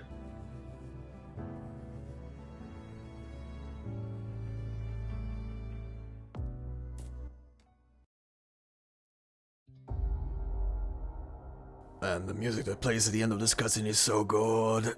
It's such a nice little chill emotional piece for an ending of a cutscene, but we're obviously not done. We do have one more cutscene to do and a couple of extra little things to go over with. But yeah, what a cutscene. Number one, pour one out for our original Rhodes Island. That thing is now a giant Originium crystal. A giant piece of Originium and nothing, well, at least it's encased in a giant Originium. So yeah, pour one out for good old Rhodes Island, lads. It's it's gone. Oh boy. By the way, something that occurred to me only when as I said at the beginning of this part, I read Kal'tsit's operator record after I was done reading this whole story. But it only occurred to me then when I was done reading the operator record and reviewing this scene with Doc holding Amiya and carrying Amiya. It kind of only hit me then. The Doc continuously, for who knows how many minutes or maybe even longer than an hour, has already been holding Amiya in their hands, right? And we all know how physically the Doc is not really, you know, in a fit shape condition. But remember the operator record where the Doc states, "I've been trying to get ripped." It only hit me afterwards. I was like, holy hell, the Doc actually gained gains. There's some muscle on the Doc. I know Amiya is kind of roughly right now the same height of the doc, I would say, at her now age, but still, the doc being capable of holding her in their hands. Again, remember back into the past, whenever the doc was kind of holding Amiya, even for a brief moment, sweating buckets, essentially. And now they're literally just standing there and holding Amiya. Amiya, who is also holding, and I don't know the weight of that thing, but also holding the cocoon that Monster was in. The doctor is buff. I like it. The doctor actually went through with the training. They're buff, or at least buffer what they were before. The doctor might be actually in better shape than they ever were. I don't think the doc was even in this shape potentially 10,000 plus years ago when they were zooping around the cosmos. They had no reason to be in shape. Well, physical shape, that is, back then. That's kind of a funny little detail. But yeah, anyway, outside of that, very, very emotional stage, honestly. And again, foresight of characters. Kal'tsit knowing miles ahead of time that the first clash with Priestess is not gonna go well, and they're probably gonna lose the ship. So preparing another ship being the contingency plan here, so that Rhodes Island can keep on doing its thing. Again, the very reason why the components of Rhodes Island were transferred was two-pronged. One was obviously to get them to safety so that PRTS and Priestess can't get a hold of them, and the other one was because they needed the core components so that new Rhodes Island could function again. And new Rhodes Island, from at least the pictures, well, outside of the background pictures of the new stuff they included, seems to be pretty much the same kind of, at least outside appearance as old Rhodes Island, just bigger. Again, reminder that earlier in the year, we finally had our base, our in-game base, expand from being in beta into actual 1.0 version, and now we know why. It's because it's not the old Rhodes Island anymore. It's because it's a completely new land ship. Hence the 3 new compartments that we can use and customize on the ship now as well. It's a bigger ship because it's a different ship. Makes immediately more sense, right? But yeah, also speaking of definitely difficult scenes to record, and not be emotionally triggered by sentences and words that are being said. The whole almost entire sequences between Monster, Doc, Amiya, them listening to Kal'tsit's messages left behind, that was difficult. That was definitely difficult. From trying to put a bit emotion into both the Doc and Amiya during those brief sentences from them, and not trying to break into, or rather carry that over into narration text. The switch and the flip you have to do for that was definitely something. But yeah, Monster is now reborn as a human, and very interesting. Also, another little detail, you will hear me say it in the clip section later on, probably, because I'm probably gonna be including that in the clip section. But the little badge, the little smiley badge that Monster has on her jacket, which is in normal states just like a normal yellow smiley face, keeps changing shape from like I think the green one is a confused face, and the red one is obviously an angry face, or kind of annoyed face. It's kind of funny. It's kind of a little funny thing. But yeah, also another very interesting thing is, up until now, my assumption was that keeping Priestess alive. Oh yeah, very important. This is something that I didn't bring up, but you're probably gonna again hear me say it in the clip section. I was originally in the scene where you can say to Amiya, that was on stage 18 by the way, where you can tell Amiya to kill Priestess or to maybe find another way. I was originally gonna go with find another way, but because of 2 things I retracted that and went with kill her. Number 1 being, in that very moment, it makes more sense to say kill her, because of, and this is what I briefly forgot during the initial read-through, that all we're doing right now, then and there, is literally honor Kal'tsit. So getting to try and kill Priestess is honoring Kal'tsit essentially, and what she was trying to do. So that was that decision. The other one was because my train of thought back then was to react with don't kill her and find another way, was because of, well, she's technically the only thing we have right now that can deliver us any kind of information about the past or whatnot. You know, the only conduit we have for any kind of direct information from back then. But here we see, on this stage at the end, we see that just like Kal'tsit, obviously Monster is now free from the restraints to look up any information and share any information that she wants.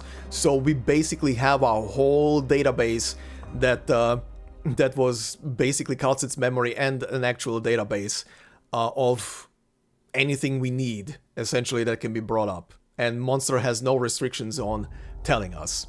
And yeah, as I predicted, we are definitely gonna go and bring Kal'tsit back somehow.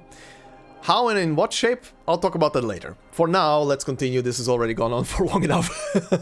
So, before we go to our final cutscene, let's read through the H stages very quickly.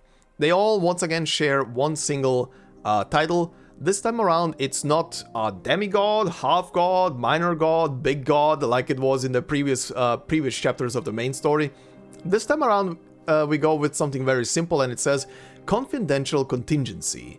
And for stage 1, it says, for life and death are one, even as the river and the sea are one. For stage 2, and this is where the background changes, for stage 2, it says, only when you drink from the river of silence shall you indeed sing. Stage 3 says, and when you have reached the mountain top, then you shall begin to climb. And the last one, and when the earth shall claim your limbs, then shall you truly dance. And yeah, this is our background right now. It's obviously Kal'tsit's close-up facial portrait that is being like an old film roll being burned out from the middle. Funnily enough, I've seen how this looks in the menu. I won't have footage for it sadly, but the menu that we had for the story when it was dropped in for the first 2 weeks. Essentially, it's slightly animated, and in the middle in the blur or the very big white spot, you see silhouettes of the Doc and Amiya essentially. But from that, nothing else changes. Anyway, final cutscene, 15-21, where the land and a fragment belong. We walk towards the edge of an unknown future and embrace each other in the fading echoes of the past.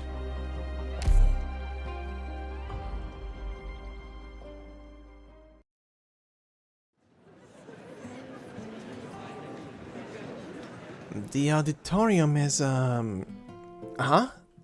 Is this not the place? You're back too? The auditorium is this way. Follow me.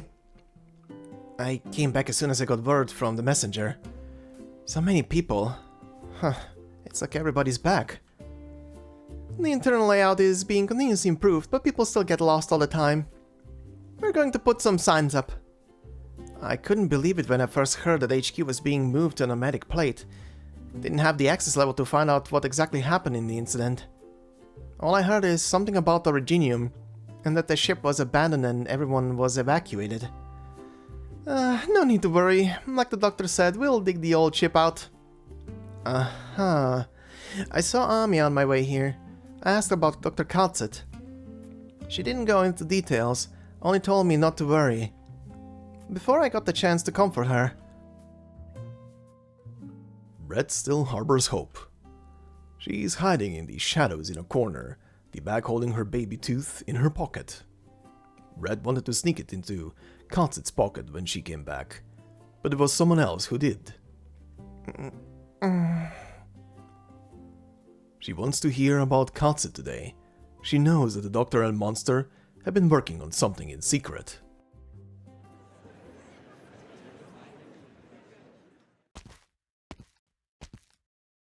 Dr. Warfarin? I thought it was the doctor's presentation. No need to look so nervous. I'm simply here to give a talk on a paper, Medical Department's routine. Dr. Jacob is currently busy with something else, and there is no one more suited than I. This paper was co-authored by one of my patients, by the name of Chloe. In the recent incident on Rhodes Island, she helped us complete a critical piece of neuropathy research. Not only did this research turn the tides at the time, it also provides guidance for every medical worker with an interest in neuropathy moving forward. Usually this is the time when I talk about the authors, their biographies, their achievements. When it comes to Chloe, however, I'm not sure where to start. Her resume is largely a blank sheet. To be honest, I hardly took any interest in her past in the 3 years that I cared for her. I left only a few comments in her file. A neuropathy patient from Victoria, not always diligent about following doctor's instructions, makes atrocious noises in the ward with her handmade clocks. She was the one who proposed the key hypothesis of the experiment, and the one who provided a precious sample. The sample was herself. She asked me to harm her in order to obtain more accurate data from the objective changes that occurred to her.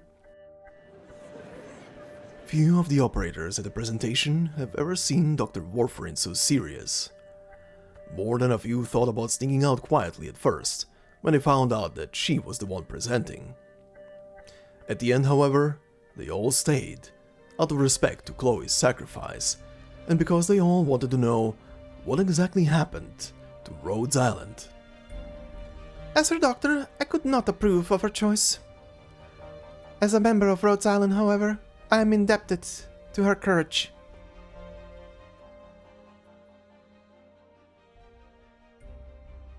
Her condition was unusual, special. Perhaps she had a chance to escape the despair of neuropathy, to live on in another way. Perhaps she could have escaped death. I've made my choice. You want to go back to the land that belonged to you? Yes. You know what this means. You will face death once again. Death has always been the conclusion to life.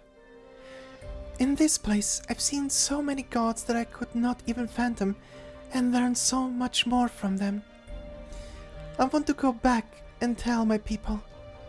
The end may be destined, but they need to not live in fear of death and disintegration. Perhaps I can soothe the fear that the neuropathy brings them. Is this all you want?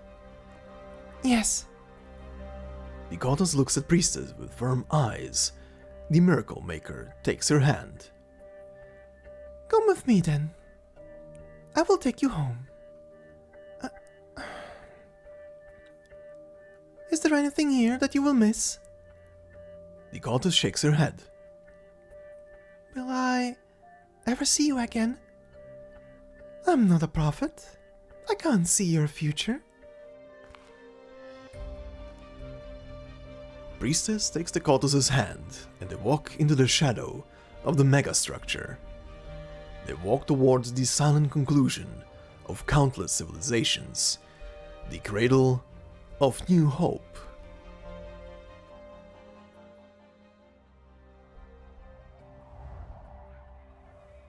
Our joint research has validated a key conclusion. A change is occurring to Originium, the nature of which we have yet to ascertain. It has already had a chain effect on our patients. You have empirically demonstrated the existence of new symptoms of neuropathy for the first time since the large-scale infection incident in Victoria 3 years ago. This will take Terra's neuropathy research into a new direction. Whether this is for the better or for the worse remains to be seen, as we continue to accumulate case studies and data. The goddess smells wind and sand as her eyes adjust to the light. There is no doubt about it. This is her Terra. She is home. She can still feel the warmth in her hand, but she's alone. You're gone. I can't believe there's someone else in this forsaken place. Seek help from her. She looks even weaker than us. I know it hurts. I'll find help. Wait for me. Hang in there. Dakota sees someone run towards her frantically. Hello. Could you contact the nearest hospital? No, it won't be. It would be too late. Would you happen to have any suppressants? It looks like you're infected too. The miner grabs Hierda's hand like a drowning man grasps at a straw. She does not have any suppressants, nor does she know how to contact the nearest hospital. But she does not want to take hope away from her brethren. Is there any trouble? You can take me there. Maybe I can help. Maybe. Thank you. Thank you so much. My brother's over there.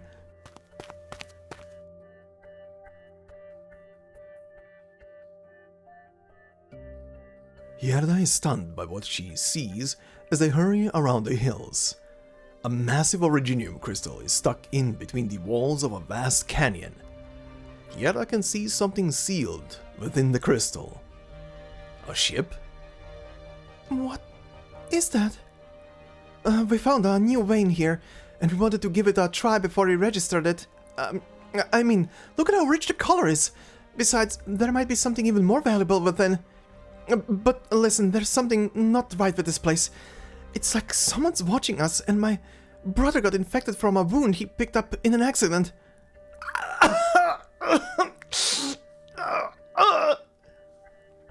It looks really bad. You know as well as I do that he's about to disintegrate. There's nothing that can be done. I can't just leave him here. We have 13 siblings waiting for us at home. And listen to me. Run as far away as possible. But... Don't look back. Run. I've dealt with this before. Leave it to me. Go!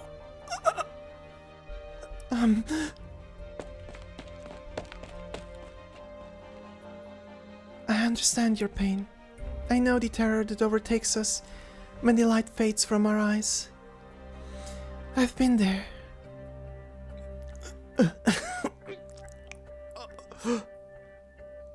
All I can do is walk with you to the end. Dakotas holds the hardened hand of the dying, trying to give him one last sliver of warmth. May your pain be eased, even just a little.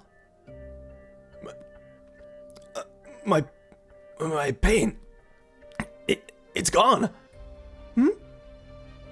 Dakotas does not understand what happened. The rocks are still spreading on the body of the dying.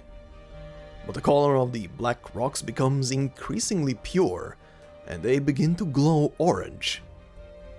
How did you do that? They don't hurt anymore. Why? The shocked man tries to move, and finds that movement comes naturally, as though the accident never happened. Except for the originium that continues to grow. Perhaps there will come a day when it replaces his flesh and blood in its entirety. What will become of him when that day comes? I feel myself recovering. This is amazing. Have I been freed from death? He looks at Akota's girl, only to see the same shocked expression in her eyes. Did you grant my wish? Or is it? She does not see the one she wants to see, but catches a glimpse of a figure on a distant peak, gazing at them. The figure turns around and leaves.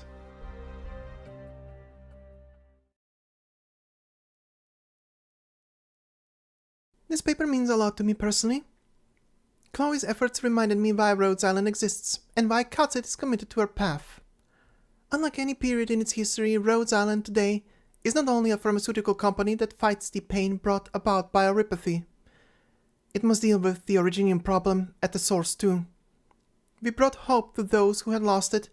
In turn, they repay us with hope. This paper is Rhodes Island salute to Chloe, and a promise on our part. A promise to Kal'tsit.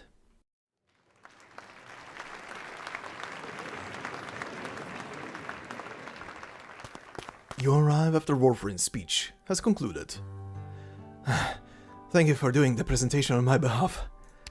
Chloe deserves to be honored. She was a patient who saved her doctor. You look happy. Are you done on your end? We've made progress. Yes, Dr. Warfarin. With Monster's help, we managed to identify some key pieces of information in the vast amounts of data that Dr. Kal'tsit left behind. You mean... Let Monster tell her herself. Dr. Warfarin, I found a way! My connection to her was severed, but her bioidentification signals and neuron data are still stored inside my brain. Plus, the neural network I had shared with her, in theory, all we'll need is a life support device powerful enough to... Slow down. What exactly are you getting at? What I mean is, although it's a purely theoretical possibility, by using the power of the sarcophagus, we can bring Kal'tsit back. I knew Kal'tsit wouldn't go so easily. But the sarcophagus?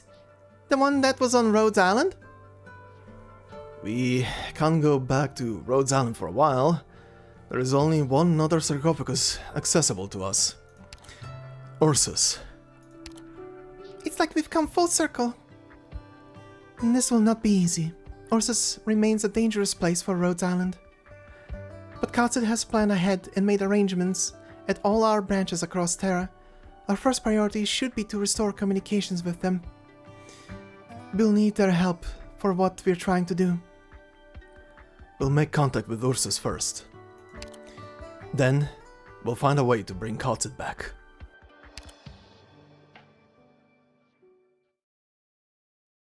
Dissociative Recombination, Episode 15. End.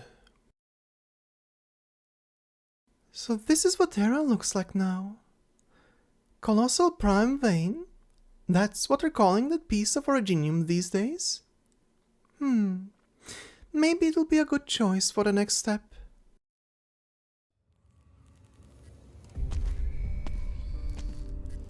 The rate of originium propagation is far below expected values, and Amaten has been a significant hindrance. The project must be accelerated. Time is short. The evolution of this planet is taking place too slowly. More radical means are called for. She walks deeper into the abyss, now sealed in originium. PRTS rebooting. Reboot failed. Error. Core code missing. Error. Database missing. Search function unavailable. Looks like connecting to my PRTS won't be possible for now. Perhaps... You don't know what you're doing, Dr. Jacob. It's unfortunate that you have forgotten everything. Our explorations of space, the shared pins that anchor our thoughts, and the debate that has lasted so many millennia. And your very first promise to me. Time, the most cruel of mazes, it leads us astray and separates us from each other. But I've always believed, that you will once again recognize the truth of this universe and our inevitable end. I believe that you will come back to me when that time comes. I will wait.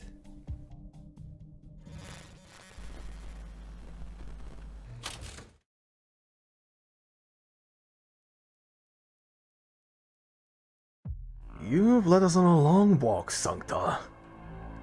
Have you decided to become a bounty hunter too? You'll talk too much, Sarkaz. Your fate was sealed the moment you decided to attack that innocent Syracusan caravan. But it was too close to the Khazalian border. His Holiness was encouraging upholding justice through proper means, to maintain peace on the surface, and it was not my place to go against the rules. This place will do. You're too far from home, mercenary. You should have stayed in Kazdel and never came out of that pit of yours. Oren raises his gun. You missed? You... My hand should not be trembling. Yes, you should fear me, Sarkas. It's over. Wait. Monster! What are you? Oren takes a questioning look at his gun and sees a shocking sight in the reflection of the gleaming metal. His halo flashes frantically above his head. Dazed and confused, he looks at his reflection again, and the devil that he's about to execute. They look exactly the same.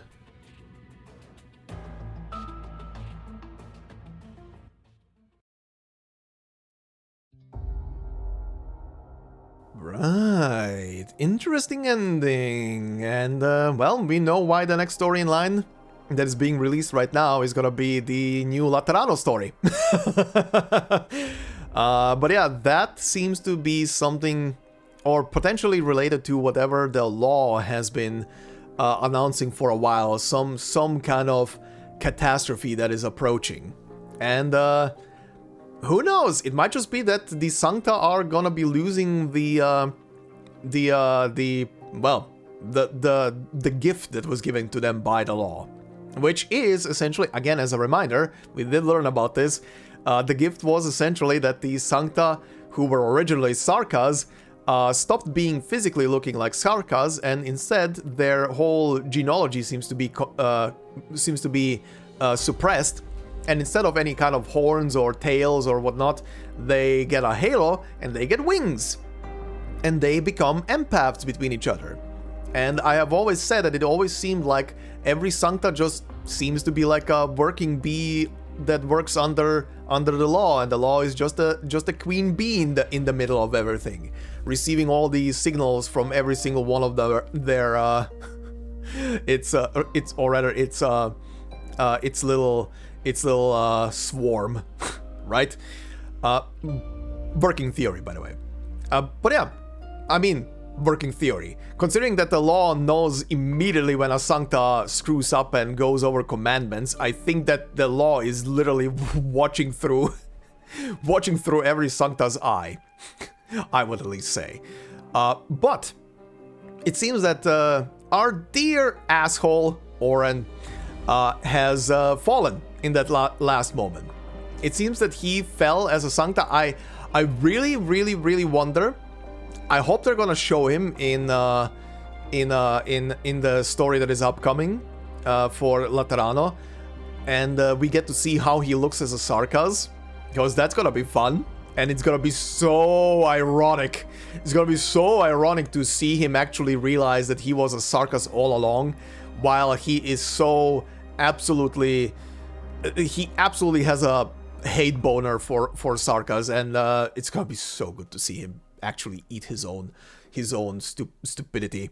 But anyway, we'll see what the story is gonna entail very soon.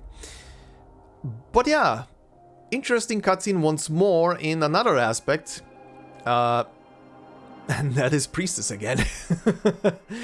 Priestess, and the obviously notion that, yeah, we are going back to Ursus, because Ursus currently holds the only other sarcophagus that is powered up, and that is the one in Chernobog. So, oh boy, really going full circle here.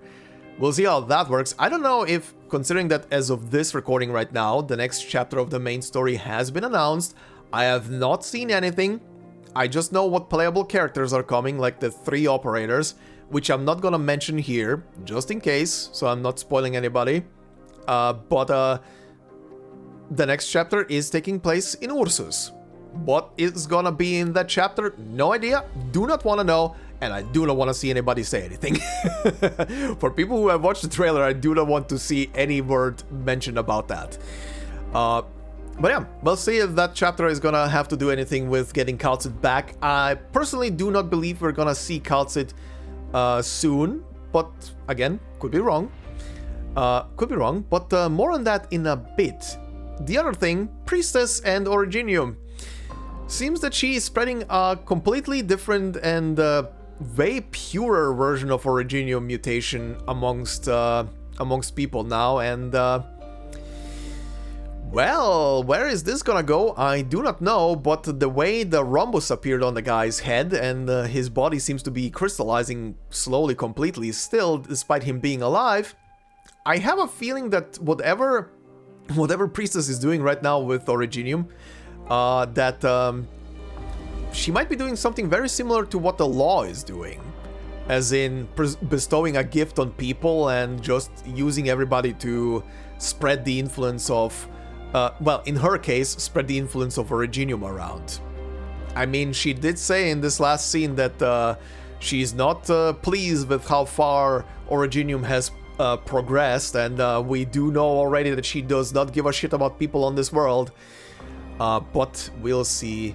We'll see where that leads. It's definitely concerning, massively concerning.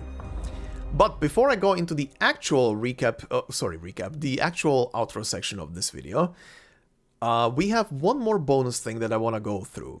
And that is the full file for Monster. Because after reading that as well when I was done with this chapter, there were some very spicy things in there. And very amusing things as well. And I do want to share that, so yeah. Kick back and let's go through Monster's file. Right then, Monster's file.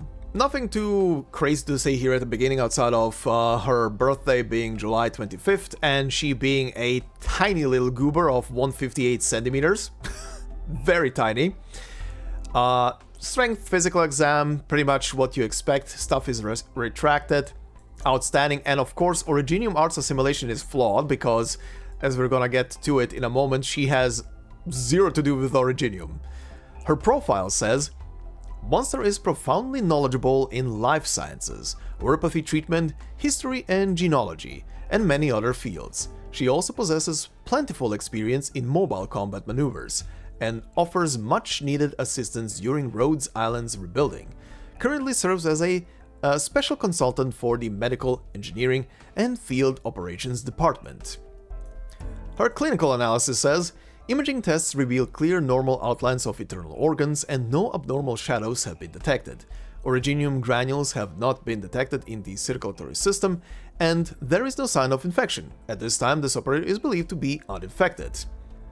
Cell Originium assimilation is 0%, Operator Monster shows no signs of Originium infection, and how could she, because her blood Originium crystal density is 0.00 units per liter. I wanna stress this, that in this entire game, the only operators that I know with 0.0 units per liter are Sui. I think there's some other ones, I'm obviously not counting the robots, but I think there's some other ones, I can't remember from the top of my head. There's like 300 operators, I didn't go through all of them to literally see every single one. But most people have at least like 0.05, 0.10, something minimal. And if it's 0.30, it's already like, okay, you are crystallizing. But usually everybody has trace amounts in their blood. She has 0. Obviously, she was technically a mechanical creature before this. Anyway, it continues, she is no longer steadfast, incisive, or relentless, nor the bearer of certain extreme traits, a reminder that our recent loss is all too real. Monster's vital signs are extremely unstable. This is not to say her new body is diseased, but rather that she is currently in a state of accelerated catalysis or morphosis. In simpler terms, this new body of hers is not yet truly complete. Thankfully, unlike Kal'tsit, who never acquiesced to a physical examination, Monster is more than happy to cooperate with medical, perhaps even too enthusiastic at times. We will continue monitoring her situation. So yeah, very interesting. She is not done evolving. She will change still over time, which is very interesting to keep a track of. To what form and to what degree, we'll see. Maybe she's gonna become taller. She's tiny right now. Anyway, archive file number 1. Dr. Kal'tsit has left us, and another wearing similar clothes is now at our side, helping to rebuild Rhodes Island. This leaves many feeling somewhat bewildered. We often heard such mutterings as HQ was being rebuilt, the earliest of which even came from medical itself. According to the medic operators, Monster showed up to the very first meeting held after medical was rebuilt. She stood in the corner of the room, not saying a word, electing to quietly listen to Dr. Warfarin's speech. Eventually she was noticed. At first, Dr. Warfarin was clearly at a loss for words, but she quickly started raising her voice, drawing everyone's eyes back to her. I know she wants to come along. She feels like she should be there. She must have noticed it, Amiya. Kal'tsit's stethoscope hanging around her neck, although she got it upside down. I don't think she's trying to copy Dr. Kal'tsit, nor does she hope to be her equal. She's inherited all her memories, but at the same time she's trying to process all that pain. She needs a lot more time, just like the rest of us. I have decided to officially hire Operator Monster as Medical's special consultant. This decision was made after an assessment of her professional ability in basic medicine, life science, clinical medicine, first aid, and other such fields. Her performance during this period has also been taken into account, having helped provide aid to the wounded of her own accord and assisting in surgery, using 2 talents to secure the wounded while using another 2 to distract them. Kal'tsit never did anything like that before. This has been decided by a show of hands from all members of Medical. This paragraph was by Warfarin. The next comes from Rosmontes, who says, "Your hands are so soft, Monster." From Blaze, "See you at the training room today, Monster. We're not leaving until we're all tired out." And then from Stormeye, "She's become Blaze's ideal sparring partner, and not long after she started participating in stool racing and nut-cracking racing. She got second place in both of them. She is Monster, our new comrade in arms." Logos has competition. The chair racing community now. She really is a goober. A silly creature. Anyway, continuing with file number 2. Training room recording. Wait. I didn't get a good look. How'd you manage to block my chainsaw? I thought it'd be a sure thing imploding the air to force you back. No way you'd be prepared for it. It was my talents. You're hard to get a solid hit on than ever. Speaking of, I was wondering, can you still do that thing with your mouth? Sounds of a violent shockwave blast. What the fuck? So yeah, she can still do the mouth laser apparently. Oh boy. Anyway, with Operator Blaze's enthusiastic assistance, Monster has gotten accustomed to her current body in a short period of time, and has mastered several unusual combat techniques. She makes full use of the metallic constructs that float in front of her.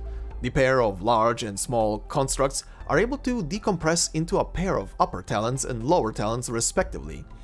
The decompression process is near instantaneous, and their shape can be freely changed to suit the current needs. For example, they can be split into fragments and adhere into someone else, or act as an arts unit and help her render emergency treatment. The current Monster does not possess the same formidable resilience she had while at Kal'tsit's side, but there is no doubt that her highly flexible nature on the battlefield is not something to be overlooked, whether she be threatening an enemy or aiding an ally. As a new operator who has not been with Rhodes Island for very long, official procedure, gotta follow it, she has been very active, participating in over a dozen field missions. She has proven herself a great help to us. Also, I want to add here very quickly that hearing the description of her, how she's utilizing the little talents, aka forming the little crystal that she's healing and then, chain healing everybody else, or deploying the stuff into her talents and then just slicing enemies up with it, right? The way it's being described reminds me of the very unique ways that bits in Gundam are being used, either as defensive or supportive. mechanisms or long-range artillery as well. kind of very similar manner, right? She's kind of like a mini Gundam. Anyway, classified log. I've ordered medical to set up a group dedicated to monitoring Monster's condition. We need to keep an eye on it. She accompanied Dr. Kal'tsit for an incredibly long time. The end of the Gemini cycle system means a painful rebirth, one full of unknowns. She hasn't been awake for long enough. Monster's current appearance is merely her initial form as an independent construct. In other words, her countenance and capabilities are currently in a state of continuous flux. This process is filled with uncontrollable elements. It must be guided. Ever since we experienced that grave incident, there have been more and more disturbing developments appearing across the land. The situation is deteriorating, and that deterioration is accelerating. Rhodes Island has no time to rest. I worry. I worry that our reliance on Monster will outstrip the speed at which she's adapting to these changes. But no matter what, we will stand with her and meet those changes together. Very nice, and also foreshadowing for the future immediately. We continue to file number 3, classified log. According to our intelligence, there has been a surge in academic exchanges between the spires of Zwillingstürme lately. There is no doubt that the Golden Empress is trying to analyze the secrets plucked out from amidst the chaos. The hole in the star pod is still open, and the Colombian government is increasingly engrossed in levitation research. The nations of the core love new opportunities, but they must understand that these opportunities indicate a brewing crisis that will affect us all, not the start of another round of disputes. We should offer Vina more support. She's able to do a lot more now, but Rhodes Island should refrain from officially collaborating with Parliament. Very interesting 2 points immediately at the beginning of this thing. The Golden Empress interacting or trying to find out what is happening over in Zwillingstürme. Also, Zwillingstürme itself being way more active as well. Very interesting that stuff is happening there, but makes sense.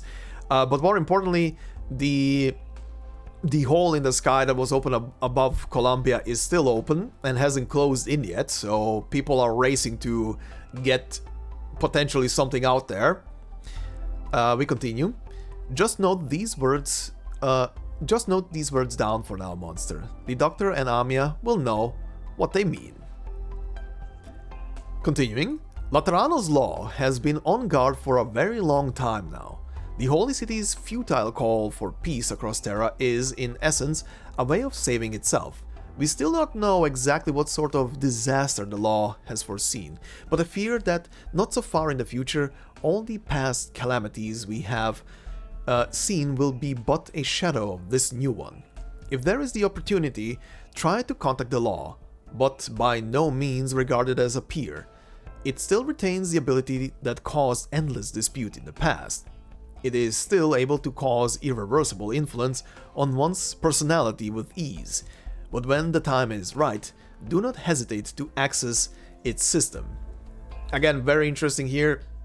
Stuff to point out that as a reminder that the law is trying to do something, that the law has direct influence on people and can even alter their personality if need be. Very interesting indeed. We then continue. I am glad that Clementia and Gladia listened to my proposal. The land patrol is a good starting point. For the time being, Aegir is willing to work on dry land via more neutral powers. Aegir boasts of being the successor of the prehistoric civilization. It is the closest to the most foundational of legacies, yet also closest to where the sea currents are cut off. If the one I least want to see shows herself, she will not overlook its existence. She will not come to them as equals of humanity, nor will she, as the philosophers of Aegir expect, reveal a million truths to them in an endless communion. Even arrogant Aegir must learn how to confront a creator. We must deepen our bond with them and seek out more possibilities from the ruins, perhaps even from the Seaborn. Raise the priority level of founding an office in Aegir. The 2 consuls are a good place to start. But remember, monster, when in contact with Aegir, keep the doctor well guarded. Keep the doctor well guarded. Aegir wants the doctor's booty.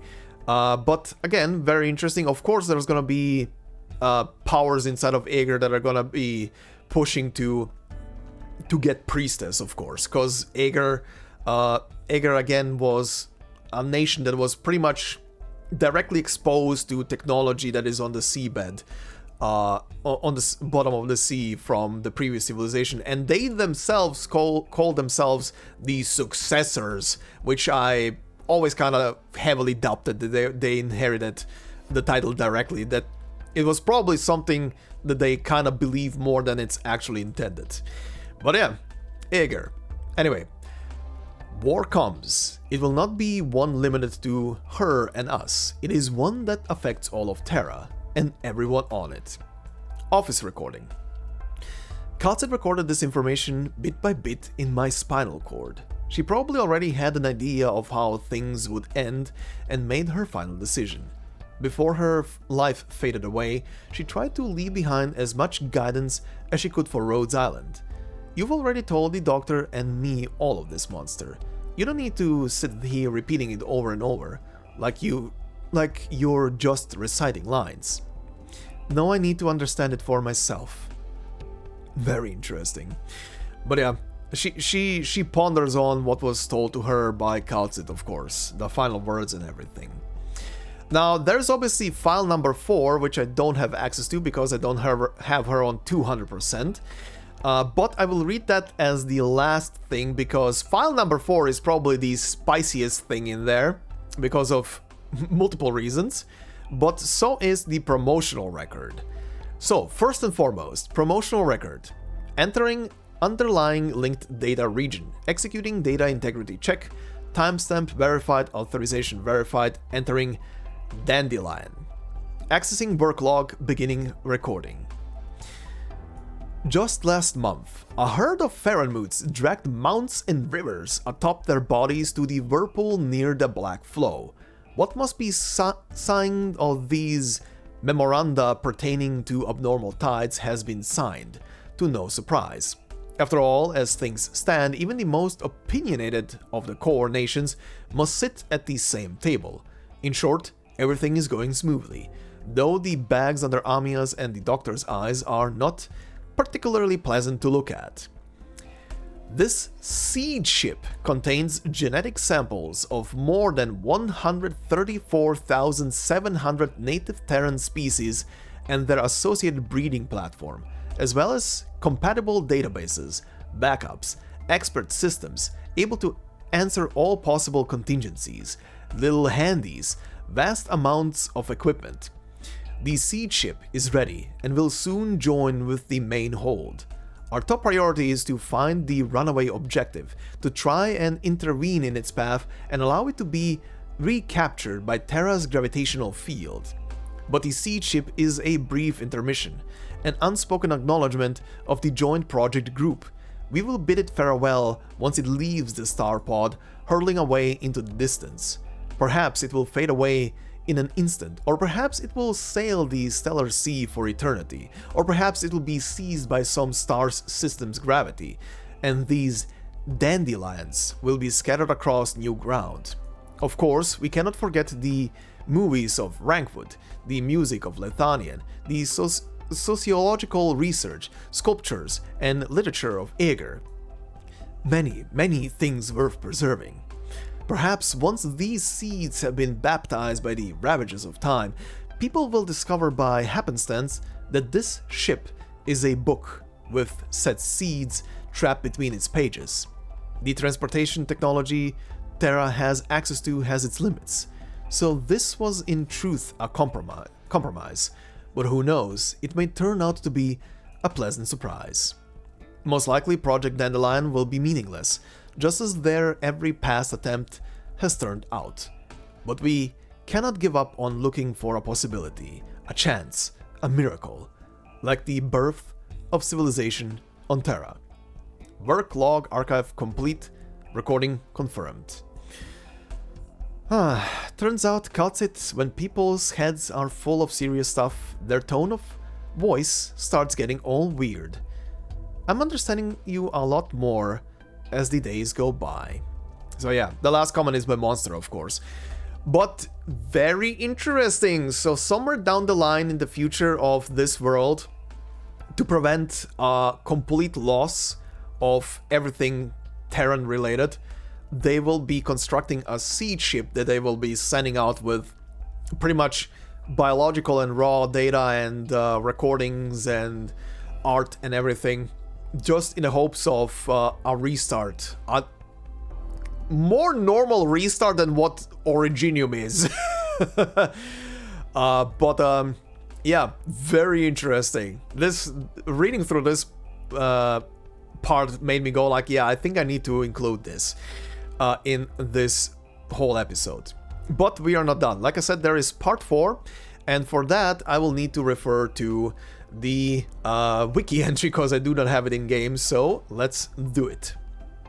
Monsters Archive file number 4 consists of 4 different log entries at 4 different times, of course, and a final comment by Monster. So, first log entry is Time Data TT, year 197, 1909, Admin Oracle PRTS, project codename AMA-10. A mechanical lifeform that uses the Gemini cycle system as its core. This lifeform is characterized by an impressive ability to learn and a near indestructible structure, one that can adapt to all sorts of extreme environments.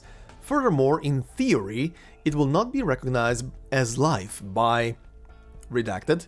In the original plan, this model of mechanical lifeform would have been mass-produced by the millions, helping humanity terraform planets and build new homes for us. At the time, this was not a particularly vital project. It would not have forestalled the oncoming calamity, nor would it have served as the arc of civilization like DWDB-221E. It was more of an investment by its creators. When they were discussing AMA-10, they decided it should be designed to survive, as a way to ensure that in the future, life will still persist.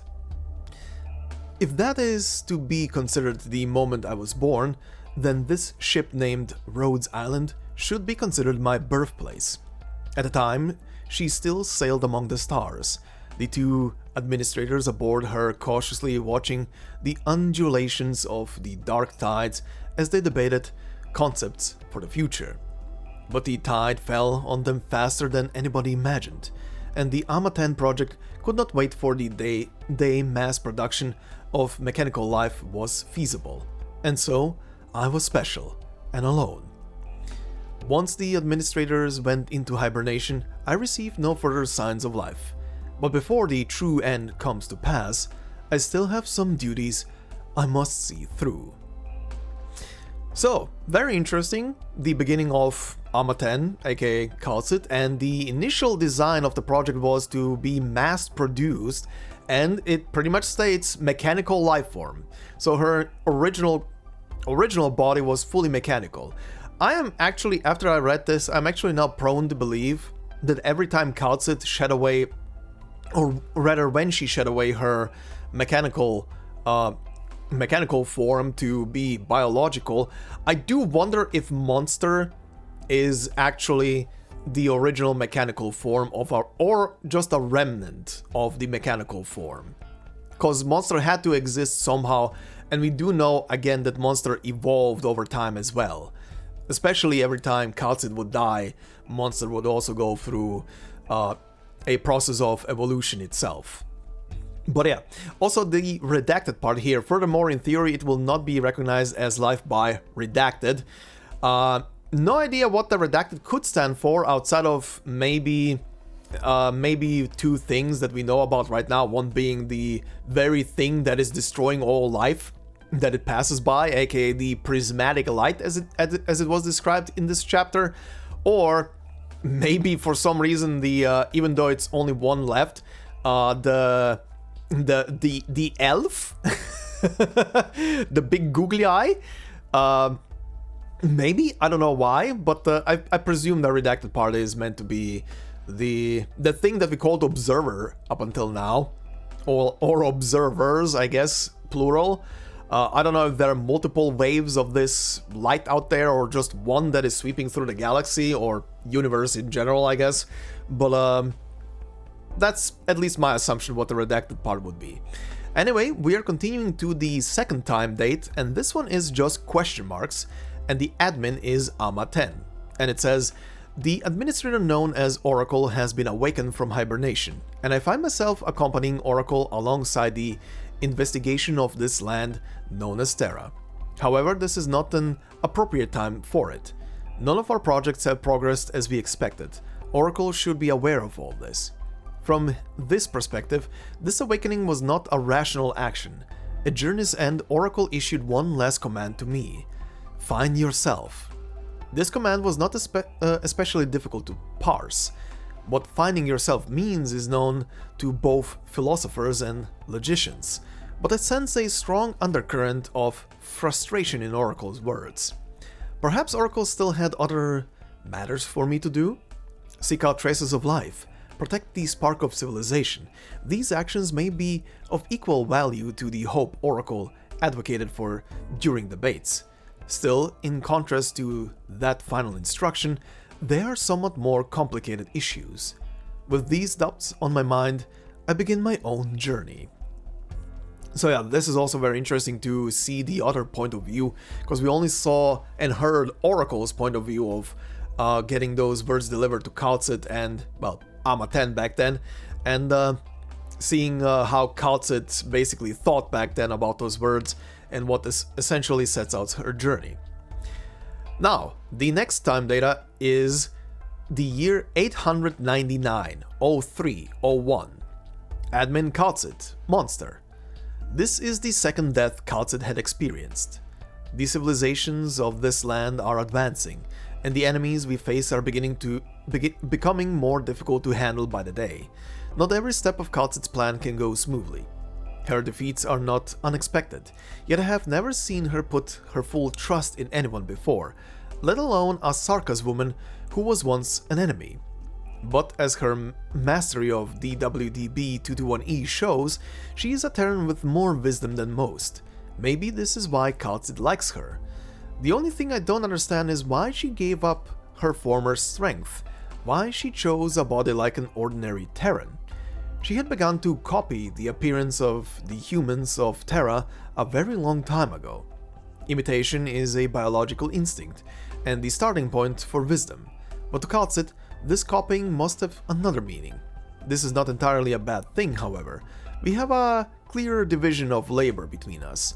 Sometimes her conversational skills can get us out of trouble, sure, but I think using my strengths the simple option. I will protect her. Very interesting here. This is basically after Kal'tsit's second death and she reappearing again as the version that we know, and being at Theresa's side. But also very interesting insight here. This is the first of these entries that is spoken from Monster's point of view, and Monster clearly knowing her position and what she can do, yeah, a very interesting point of view overall for the whole thing. Then we continue to the final one that we have available here, and that is time data 1101, 09, 03. So current time. Admin Monster. I ran into the Doctor and Ami again. It's strange talking to them in words, especially when talking to the Doctor. My subconscious always treats it as some sort of reunion after 10,000 long years of waiting, and I find myself having to suppress this inappropriate joy. I believe the past me has always been able to communicate with the two quite clearly, but only now, in this current form, is the connection between us truly close. We have become the same kind. It seems I now understand the choice Kal'tsit once made.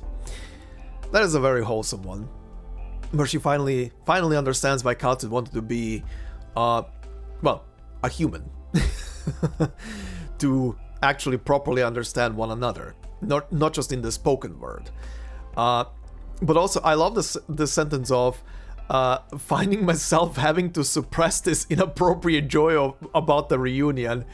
That is so wholesome. Again, Monster is not just someone who carries memories from back then and knowledge about old Oracle, aka Oracle and Priestess obviously being the two mediums that created them both, but yeah, she also carries obviously Kal'tsit's memories, so it's kind of like a mix of, you know, two minds, or one mind and one set of memories pushing this kind of happy feeling when she's around basically someone who is their parent.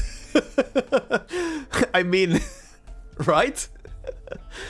Anyway, we finish off with, I've been reorganizing this 10 millennia of data. It feels like it all happened only yesterday, yet I also feel like ancient faraway stories.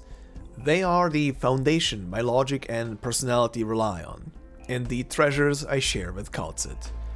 Protect the Dr. Anamia. I will follow this order to the last, but not only because I was commanded to. It is also my wish. Perhaps this will be a new beginning. I must find myself once more. So yeah, now Monster is on the journey of finding herself like Kal'tsit did one day.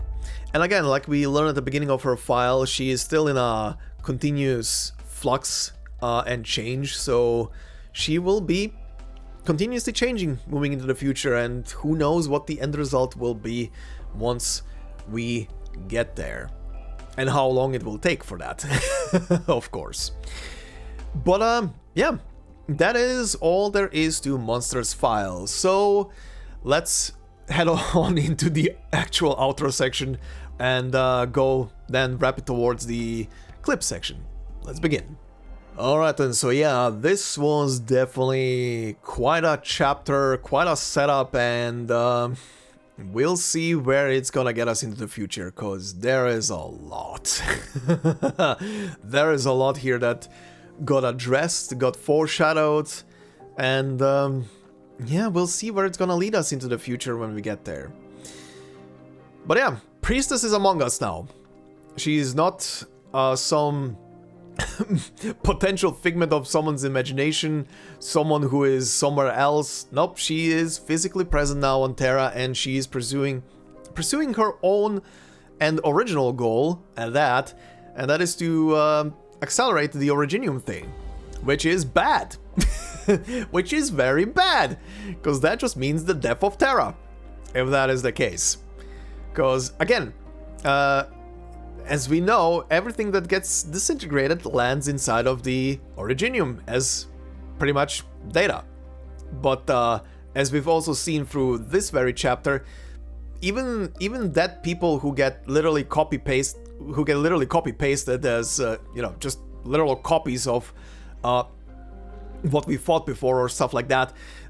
Some of them were speaking, of course, during the chapter, like for example, Outcast, for example, was speaking at one point to Misery and stuff, but those are recordings. That was not the actual person. That was literally just to just meant as psychological warfare against the people.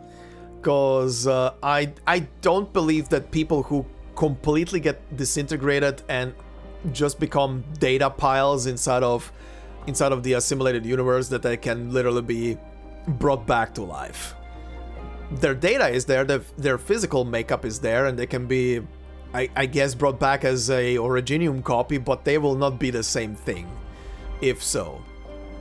And quite honestly, I do not want to see this thing being utilized as a thing to bring dead people back. Let the dead people rest. They went through shit. If you bring them back, it's not gonna be the same person anyway. They're just gonna look and sound like the original person. So screw that. But we'll see. But yeah, she's here, and that signals danger. Pretty much, this whole chapter pretty much did a very good thing of setting her up as a very strong antagonist with her own mindset, and while I do hate her guts personally, I do have to say she is very interesting and a very compelling bad guy. Especially because she's also very flawed in my opinion. And honestly, the one flaw, and I hope I'm not imagining it, the one flaw that I keep picking up throughout this chapter is a fear of death from Priestess. I mean, what else is the Originium project than her trying to find an escape? I mean, we did get the idea told to us that the idea behind the language, aka Originium, was to see how it would be to be a god, essentially, because at the end of the day, she would technically be, the creators of Originium would technically be gods, right? But to any life they create inside of Originium, or if they recreate a universe inside of Originium, but at the same time, it's a very strong mechanism to escape the inevitable, and the inevitable being the death that is looming and approaching. So I don't know. My personal take from Priestess is that she is scared of dying, that she's scared of the doctor dying and leaving her behind, and she just found a way to preserve life in a different way, even though it just fits very well in with her whole agenda of observing things that perish and die in their final moments. But yeah, also coming back to the whole theory of the assimilated universe not being able to create, or rather bring back the dead, as we've seen with Hierda inside of the assimilated universe, the thing that Hierda was talking to, or the things that she was talking to, were nothing but copies, or rather recordings. They were physically looking like, or visually looking like, the very beings that they were before, no doubt about that, and behaving even like that, and to some degree even interacting back. But as we've seen, it was just a recording, just essentially an interactive movie. just a game. It was just a very interactive game with very interactable NPCs. And those cannot evolve, those cannot move from their spots in life that they were in already, and they're rigid. Again, as shown by Hierda trying to interact with Ray Distorter and the Presence, trying to bring them together to make up and be friends. It wasn't succeeding because Ray Distorter was not willing to concede, as they never did. They never did in real life. Why would they do it in a simulation? It makes no sense. The simulation is just following the same procedure that was there already. It is not a evolutionary simulation. It is pretty much just an interactive recording. But yeah, I don't know. Like I said, she is an interesting antagonist. How will this evolve into the future? I do not know with her. Personally, I do hope one thing though. I do hope that now that she did take interest in at least one thing on Terra, that being Hierda, I hope that through Hierda, she can actually learn to interact with the world more. Because, again, we've seen her interact with the other people and she really doesn't care. She doesn't really even perceive them, unless they leave a lasting impression. Theresa and Theresis left a lasting impression on her, and Hierda also, because of her inquisitive nature, despite the fact that she literally got her entire world shattered in front of her nose. Her whole belief system got literally turned 10 times upside down, and she just kept somehow her sanity there. Maybe she became insane to the point that she seems sane. Who knows? But yeah, definitely left an impression on Priestess, and maybe through these 3 interactions, specifically with Hierda at the end, she will start to interact with the world more. Maybe she's gonna start to realize that this is not just, these are not just the dogs and cats and cows that when I went to sleep 10,000 years ago and then woke up on the next day and I looked through my window and saw, oh, they can walk now and build houses. Cool. Let me go and nap a couple of more 1,000 years. Because at the end of the day, for her, these people are nothing. They're animals. They're animals that they brought back from Talos too. Why should she care about animals? But maybe just slowly she will start to understand that this world is more faceted than she she wants to look. Or rather, what would be a good way to put it? She should... I hope she stops staring at the sky and looks in front of her to see the people. I think that would be a good analogy to say. Like, stop staring at something out there and start looking at what is in front of you. And think about that. But we'll see. We'll see. I don't know when and how she's gonna appear. Considering we're going to Laterano in the next story, maybe the story will mention her in some regard. In what regard? I don't know. We'll see. But there is a possibility because of the law. And her having interest in the law, of course. We'll see. I mean, she could appear in a future Aegir story as well. And Lethanian story as well, but we'll see again. But yeah, I really hope her character is gonna get a bit more depth, a bit more of I ponder about life a bit more on this world now kind of arc, where she's gonna start to look a bit in a different direction. But yeah, we'll see. As for other stuff, Amiya. I mean, she is stronger, but she's still the same Amiya that she was, so I can't really say too much about her in this chapter outside of she really stood her ground and has become more powerful. Daughter strong. Daughter very strong. Also, according to the trailers that I watched when I was done reading the story, she's now, I think in the trailer I saw in the silhouette that she's now like roughly the same height as the Doctor. So she definitely grew up a tiny bit. See Amiya, even with head pads you still grew taller. Do not deny head pads. But yeah, we'll see where she's gonna go in the future as well. I mean, she's present throughout the main story, so we will keep on seeing her growth and evolution as a character more and more. Is there room for it? Definitely. But what kind of room? I don't know. I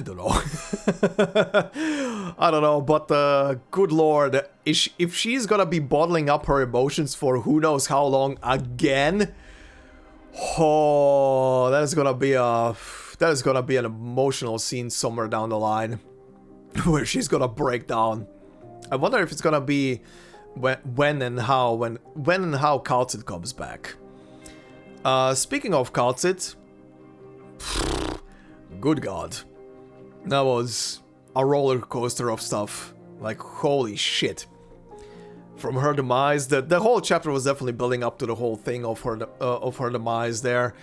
Also, I would like to say here, and speaking of the trailers as well, I am very happy that a long while at this point, probably like a year plus or something around there, I decided to stop watching the trailers before reading a story for this game. And not just for this game, I'm doing the same thing over in Reverse as well. I'm just not watching trailers until I'm done with the story. Like, from my perspective, there is literally no point on watching them. I'm too engrossed in this story anyway and the happenings of this world. I mean, look at this channel, right? Look, sometimes trailers can be a bit too much. And if you listen back to my speculations about this chapter and stuff at the beginning of this chapter's story in part 1, if I would have watched the trailers, I would have immediately known what was happening. I mean, the special Kal'tsit trailer and the animated trailer are kind of like just literally giving their cards away. This is not even having a poker face anymore for the chapter. This is just like, here are my cards. I will just keep this last one hidden. But here are my cards. The trailers showed too much. It even showed the presents. Like, okay, was that necessary? Wasn't that a better thing to keep some stuff hidden, you know? Just to shock the player when they get there? I know there are some rare people out there like myself who don't watch the trailers for this stuff and just play, but come on. This is kind of like back last year when the trailers showed the trailer for chapter 14 was one of those examples that I like to bring up, where it was like, hey, how about in the last minute I show you literally one of the most impactful scenes of the chapter, aka Theresa and the doctor having a conversation in front of the old frazzled out memories of the dog. Good lord, sure, why not? Let me give you shit away. But yeah, I don't know. The trailers for this one, the trailers were cool, by the way. Let's not belittle the trailers. The trailers were cool. Cool soundtracks, cool effects, and everything on the trailers. I love them. But yeah, I'm just happy I started to watch trailers after I'm done with the story. Because, my god, no. Come on. It's a bit much. But yeah, anyway, coming back to the topic, Kal'tsit. As I said, I don't think we're gonna be bringing her back immediately in the next episode. It would be too soon. I have a feeling it's gonna take probably until the end of the arc, or the second last episode of this arc.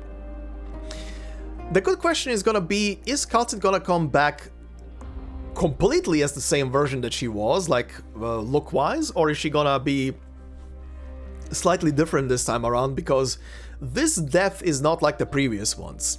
In the previous deaths, she was tied to Monster, and Monster was, as we saw, the vehicle that was bringing, like, regenerating her back together with itself. But the question is gonna be now, is Kal'tsit gonna be like visually looking the same as she was? Is she mentally gonna be completely the same? Cause like behavior wise rather, her memories seems now are with Monster, so, and as Monster stated, the memories can probably be imparted back to Kal'tsit the way they are. It's just gonna be very interesting to see if she's gonna be behaving the same way. And even if she will, considering that now she will not have a filter anymore when she talks to the doc, she'll be able to, and Amiya, she'll be able to speak to everybody more frankly, which again opens completely new venues to her being and her behavior, and I'm really looking forward to that. This is gonna be a reunion. This is gonna be one hell of a reunion. It's gonna be a super emotional reunion, because again, you have to think about that Monster is the one who is suffering the most by this loss, not Amiya, not Doc. Doc only knows Kal'tsit for the past handful of years, but the Doc, on the other hand, probably has a super strong lingering phantom pain from Oracle lingering there, because Oracle was pretty connected to Kal'tsit herself, but obviously the current Doc does not remember those memories. That's hence why I keep calling them phantom memories, or phantom pain in this case. Amiya, on the other hand, obviously has a strong connection to Kal'tsit, and she's definitely suffering under it. But I would still say Monster is probably the one who suffers the most, considering 10,000 plus years of a symbiotic relationship. Pretty much being side by side with your best friend for so many years, and then your best friend is gone, and you remember their life. Monster reuniting with Kal'tsit. That better be a 3D CG scene, and I want to see Monster bawl her eyes out, so I can bawl my eyes out. That emotional moment already of Monster waking up in the grass and calling for Kal'tsit is, I don't know. In my head, the only thing that went through my head was a scene of a dog waking up after their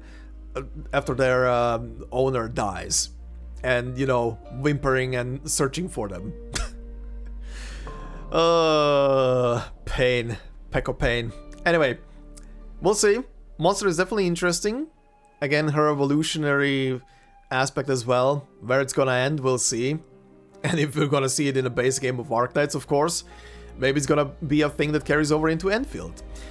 Speaking of Enfield, also again, I am someone who stayed away from any gameplay, cutscenes, story.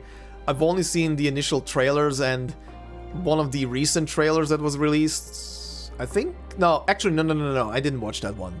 I just saw that it was posted. So, I have no idea about Enfield, and I don't want to hear anything about Enfield. I'm keeping myself a pure little lad until the game gets released, so I can have you know, reactions. Not muted reactions, but actual reactions to what is gonna be happening in the story.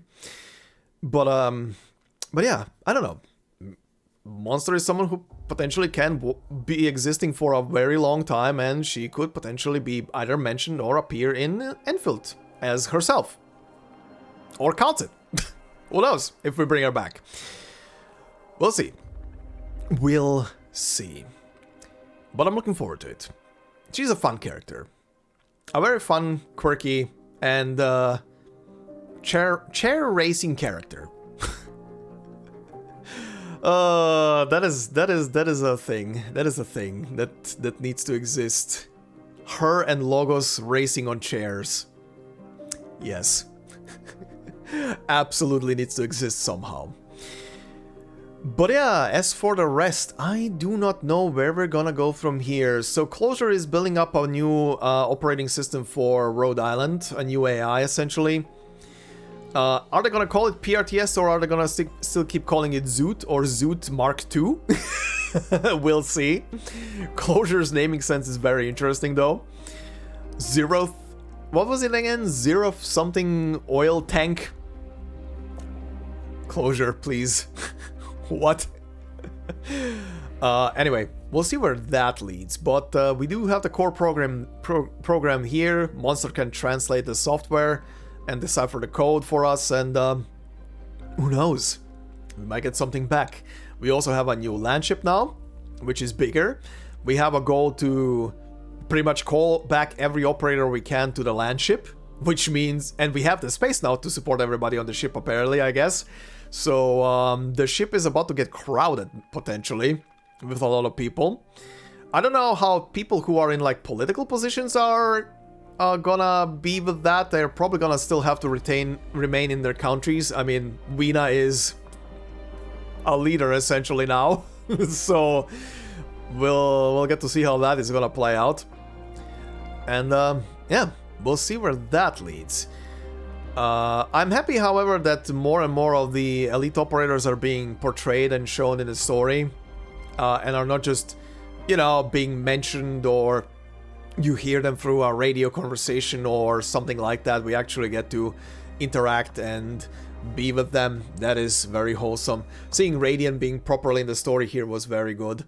Mantra, we already saw her back in the Bubble story, so nothing new there, but we'll see where that leads with both of them into the future. I'm mostly interested, as I mentioned earlier, for Radiant, because for some reason she is gonna be a free unit for from IS-6.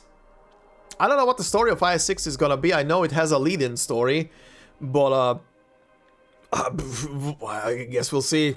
I guess we'll see when that drops. I'm curious. I'm majorly curious about her involvement with that. But yeah, anyhow, I don't know if I have much more to say outside of a couple of predictions. I mean, at the end of the story chapter, we saw the potential fall of Oren, which is interesting. I wonder if that is the calamity that the law was proclaiming and calling or signaling that it's coming. Maybe the law's core program routines are being influenced by something, and all these Sancta are gonna suffer for it, or are gonna realize what their true being is. Honestly, I would welcome it if the Sancta would, through this, whatever is gonna happen to them, realize what their true nature is underneath, because that would just give. It would be such a poetic little thing to smack into their face. Not every Sancta is obviously as aggro towards Sarkas as Oren is. There's obviously many people, and everybody thinks in a different way.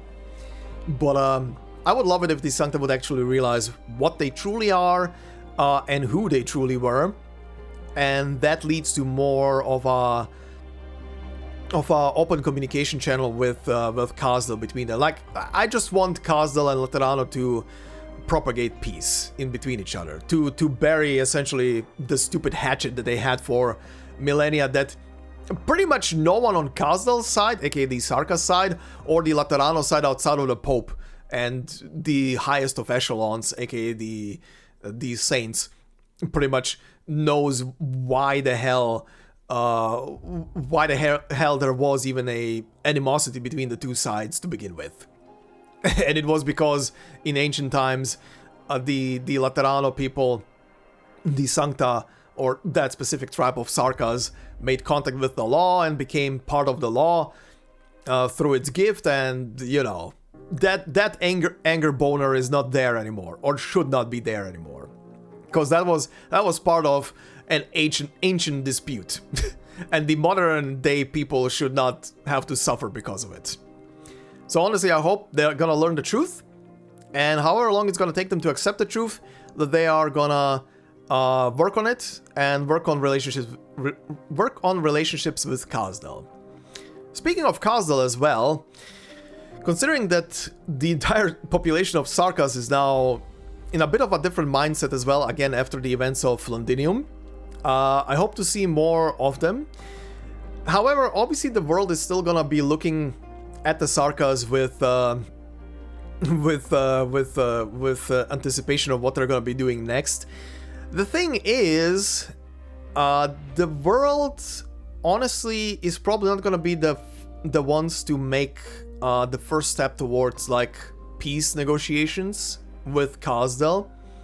Personally, I think it should be Kazdal who reaches out first, because at the end of the day, no matter how we're gonna look at it, they did some heinous shit. It doesn't matter if they were discriminated against or not. Under the leadership of Theresis, and even before that, they did some heinous shit to a lot of countries throughout history. With I wouldn't even say that most of those clashes were probably done with proper meaning behind it. Again, at the end of the day, no war is actually something nice and should be looked at with, oh yeah, this was amazing. But they had their reasons, they had their anger inside of them, stemming back to their connection with Originium itself.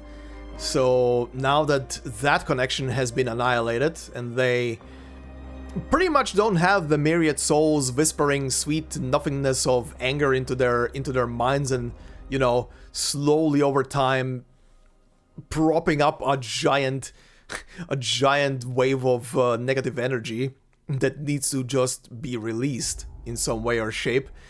I hope Kazdal is gonna also be moving into the future with a bit of a more diplomatic mien when they start to redevelop themselves.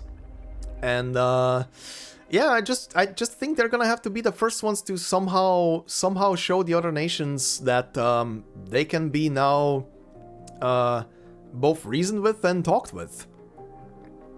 Maybe if the thing that's gonna happen to the Sancta, if the thing that's gonna happen to the Sancta, as I'm predicting it, maybe that's gonna be the catalyst. Maybe the Sancta and the Sarkas are gonna have to make peace first, and then the rest of the world is gonna fall in, be more open-minded to the whole thing.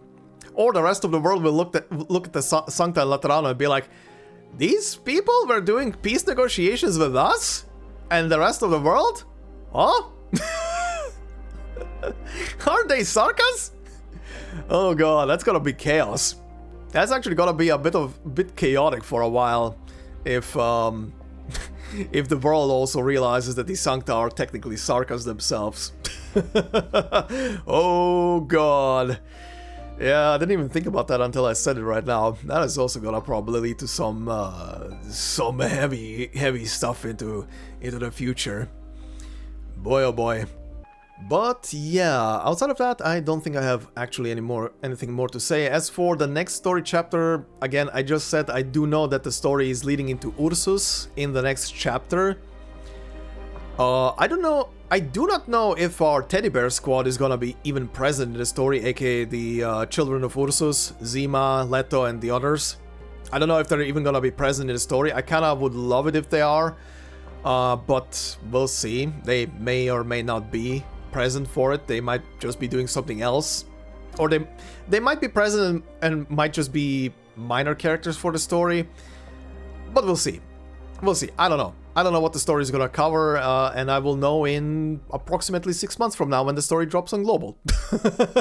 Until then, I have no idea. But I would love to see them in the story, of course. Having them actually properly being represented in the main story would be kind of a fun experience. As for the story of next chapter, prediction-wise, again, outside of looking for the sarcophagus, which should be in Chernobog, I have no idea what else we could be doing there. The only thing I could think of to see in Ursus would be maybe to look into the whole research that was done on the Elite Guard, the good old Fart Cloud Squad, and what and how they are made, because they are still made through some kind of shady mean and the use of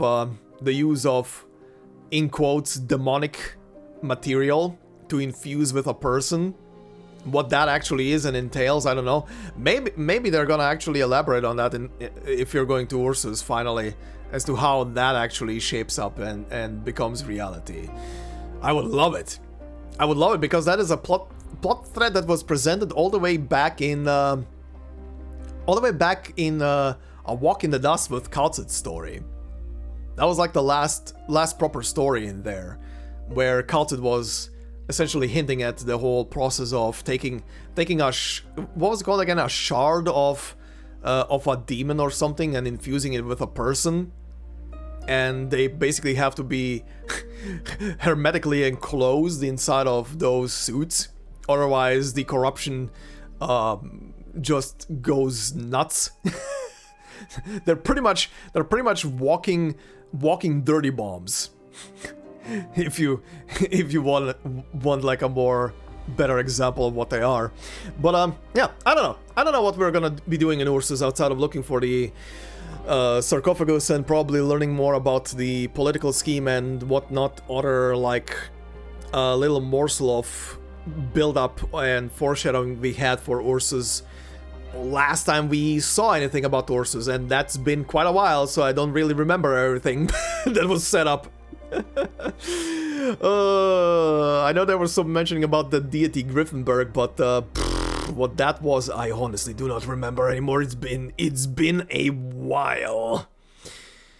But yeah, I would say this would be it. This chapter was definitely something. It was a lot of fun work and a lot of very interesting stuff behind the lines that you guys don't really get to see for myself. And yeah, we'll see where the story leads us. The Sancta story is releasing very soon. I'm looking forward to it. It's probably the Sancta story should be probably pretty out, considering I'm recording this on Sunday. Should be out a day after this video goes out on the channel. So I'll be going to work very soon. But looking forward to reading it and to providing a voiceover and voice acting and special effects section. I don't know. We'll see. But that will be for then. For now, all I can say is enjoy the clips that are going to be following, and if you did enjoy this video, please consider leaving a like. It will help out a lot. If you're new to the channel, consider subscribing, and if you want to support me more directly, memberships are open on the channel. As I always say, no video will be behind a membership. It's purely there for support. So thank you very much to all the members already doing so. Much appreciated. And of course, I hope you all have a fantastic day wherever you are, and I will see you in the next one. Until then, bye-bye. Next, Monster's massive frame begins to contract, shrinking into a black crystalline cocoon. Oh, is this how we're doing it? This was not the result I had hoped for. She had a name. Her name was Kal'tsit. Hell yeah, buddy. Tell her to her face. Oh, she's annoyed. You have no reason to be annoyed. What will Priestess do next? How should you protect Amia? Priestess apparently notices your thought process. I mean, considering I know that the dog doesn't remember it, and in the assimilated universe it happened on kind of on instinct. But technically speaking, the dog should have some authority over Originium as well. If they, I guess, is the authority maybe linked through the linchpins? Maybe an extra code in the linchpins embedded. There has to be a reason why Originium is reacting, or why it did react to, or well, why it's reacting to both of them essentially. think of something. Think of something. Oh boy. Oh wow. Whoa. Oh whoa. We're flashing back to this. Damn, this has been a long ass time ago. What is it, Logos? This is not my light.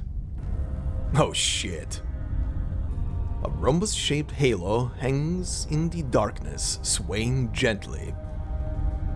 It is like a cold eye gazing upon all present. Alert.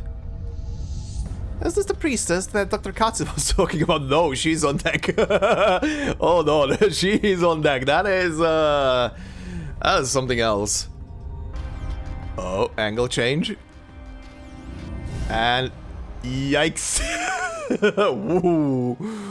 Hi there, PRTS, I presume. Are you awake as well now? Holy shit, this thing is so cracked out with Originium. While you guys are in a peculiar spot right now. Ooh. Okay. PRTS final cleanup protocol loaded. Oh boy. Here we go, huh? Okay, okay, never mind. So this was not the boss battle one, as I was expecting. This is gonna be a special one. Okay, until now. Prepare for battle. It all comes down to battle now. Does it tell me? Oh, it's letting me bring my own units into this. I mean, sure. This is interesting. Oh, this is not gonna work, but whatever. Let's see. No, 0 DP generation. Oh, hi, you're back. Yeah, I have no access. Oh, hey, sharp knife. Oh shit, this is gonna give me all the elite ops here. Ooh, actually, who is it gonna give? I mean, Sharp, Storm Eye, I'm trying to think right now, Touch, Pith, they are available in IS. Who else is in IS? Is it only them, the 4 of them? Mechanist and Misery did appear in the chess mode that we had recently, but I doubt they're gonna be here. Is Radiant gonna show up? Let's see. Oh, now you're being helpful again. Thank you, Handy. Alright. Does it say anything special about him? Okay, drawing swords. Yeah, this is the same skill. Okay, so I think they are the same as in IS. 0 defense, block 1. Defense reduced to 0. On skill activation, maximum HP 30%, and each attack is increased to 230%. Yeah, he hits like a fucking truck. Oh, turn him around. Why? What if I do this? Interesting. This doesn't seem like the Doctor style. Is someone interfering with the commands? Are you getting our latest updates, Doctor? Interesting. Oh, he's reacting that way because she's really fucking with everything. Because the intended way was to deploy him facing the gate, which would obviously harbor his rage, because he could then only attack if he is literally touched by the enemy. Are you looking for me, Jacob? But I'm standing right before you now. The red text. Okay, what next? More small fry, something's happening. Okay, Storma is available. Yeah, makes sense. The interference is weakened. I'll coordinate with you, Sharp. You son of a bitch. Oh, okay, so I can only deploy here, but... Yeah, it's trying to point them the other way. No, fuck you. Tricky little shit. I actually wonder right now, how many people did not think when they were playing here, and they were paying attention to the tutorial hand and were pointing them in directions, and only after deployment realized, wait, why did I do that? Oh, that's kind of funny. There has to be people who were like, just like brain off and just followed commands. Especially people who are just skipping story and are just playing. There has to be. Hey! Okay, is she gonna be deployable? Oh shit! Oh shit! She is here! Oh, she is deployable! Oh shit! Nice! Okay, what does it say? Cause okay, so I obviously know she's gonna be a free unit available from the next IS mode, IS6, which is gonna come in the future. So that's fine, but what is she doing? Because I never look at this. I wonder if these skills are gonna actually be the same. Okay, so attack, defense, resistance, yeah, block 1, that's her attack range, nice. Little HP as possible, considering she's a supporter. Tree form, or triform, however you want to say that. It's a fucking head position. Inverted pyramid as well. Attack interval reduces. Attacks 3 targets simultaneously. Slows inflicted by attack are extended to 1.2 seconds. Damn. Okay, so she's a slower, huh? Yeah, Desolate Binder. Arts damage and slows the target for a short time. Phase locked. Attack speed 15. Adjacent operators attack speed 10. Ooh, that's kind of neat. Decoy blip. Enemies within range have -10 physical and arts hit rate. Oh, so she kind of gives the passive that you can pick up in IS as well. Ooh, I can already see a very fun synergy with this stuff. Okay, well, you want me there? You want me to place her there? But how about I place her not there, but here, so she can be in range of the healers. Oh, she opens her eyes when you deploy her. That's kind of fun. No. Fuck you. No. Oh, there was a command. Shit. I skipped that. Gonna have to look at that in the next round. When I'm gonna be recording. Careful, target is breaking through the lines. I'll take the front. Oh, you do want to take the front. Oh. Oh, that's interesting. You cannot cancel the deployment in the tutorial. Ah. Okay. Wow. It is treating this as a tutorial. Oh yeah, also very interesting. It did allow me to bring in my own units, but they are not showing up, so I'm guessing they're not gonna show up at all. Maybe that was just a trick. Where do you want me to pull? What? No, fuck you. Shut up.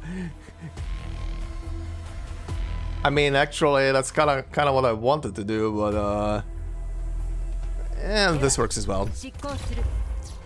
Not the best coverage, but it's fine. The line has been stabilized. Victory is in sight. Don't call it yet. Okay, let's see you with skill activated. I will fulfill your wish, Dr. Jacob. Administrator permission confirmed. Priestess. All operator permissions disabled. Warning, PRT's final cleanup protocol activated. Uh-huh. What in the shit is going? Whoa, whoa, whoa, whoa, whoa, whoa, whoa, whoa, whoa, minus 99? Uh-huh.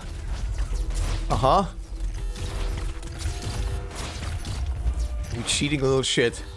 A mission accomplished. Okay, so that was intended. Damn. Okay. Wow. You cheating shit. Let's see how we're playing this game.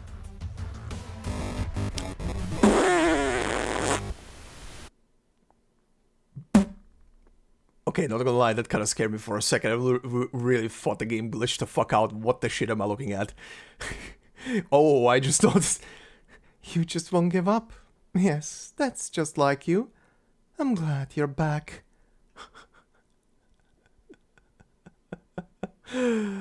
Well then. Oh, this is gonna make for a fun video. This will make for a fun little video. Okay, this is how we're playing this shit, huh? And now here we are, 1520. Okay, this is the final one. Alright. It is time that the... Wow!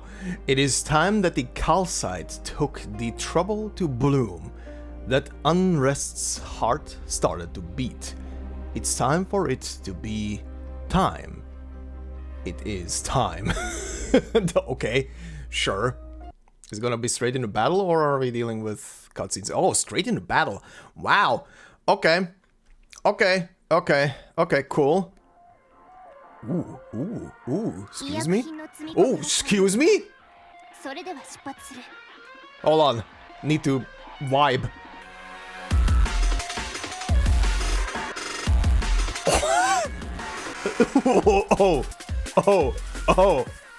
Oh, yes. Oh, yes. Okay, PRTS, you piece of shit. You might be an asshole, but this is definitely a theme. Ooh. And this, everybody, is why I never look at shit in advance. So I can get positively surprised by shit when it happens in game. Lyrics? Oh, okay, uh-huh. Cool. I love it. What in the fuck? I was about to read what it says on the description there. What is this chill section? Hold on. I need to vibe a bit more with this song, apparently. Uh-huh.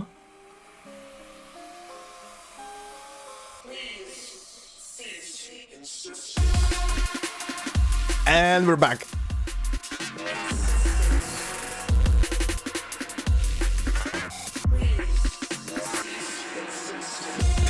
Please cease existence. Okay, calm your tits, GLaDOS.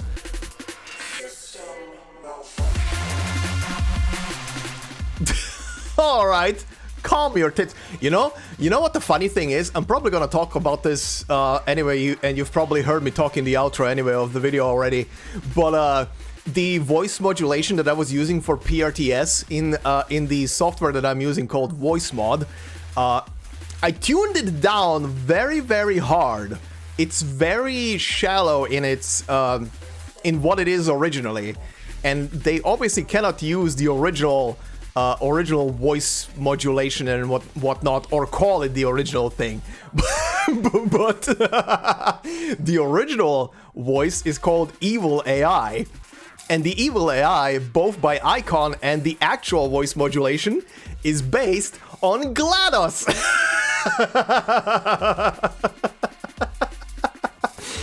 Oh, good lord. I love doing this shit. This is fun.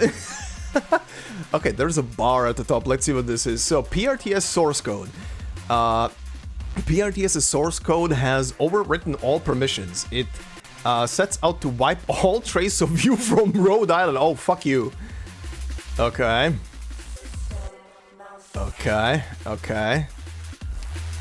How are we gonna deal with this? What? Oh, that is a new thing. What the fuck is that thing? Hold on. Mimic machine. PRTS has transformed familiar objects on Rhodes Island into material threats. These machines do not know fear. I mean, they're machines, so yeah. Ow. Okay, this thing hurts like a bitch. Okay. That's not where I want to deploy someone. Okay, that is not where I want to deploy someone. I see. Okay, back out. Do you hurt? Kaboom. Kaboom! What? Excuse me? Okay, that's kind of funny. But you know that where she stands inevitably makes her the enemy of all Terra. Kill her. Perhaps there's another way. Again, I want to go with the route rather of keeping her around. She is pretty much, yeah, she's pretty much kind of like the only character right now who can answer questions, despite the fact that she's super dangerous. Perhaps there is another way. You missed your chance. Yeah, doesn't matter what you say there. You missed your chance. One more thing. With what little strength she has left, Amiya conjures a few strands of thread and pulls the cocoon that was Monster into her arms. Aww. How big is the cocoon that she's able to hold it in her arms? Damn, Monster shrunk down. Holy shit. Especially because the doctor is carrying Amiya right now. Poor dog. No physical strength or anything. Oh, but good job. Good job, buddy. Good job. Oh, are we getting a picture? Oh my god. Holy mother of... Okay. Well,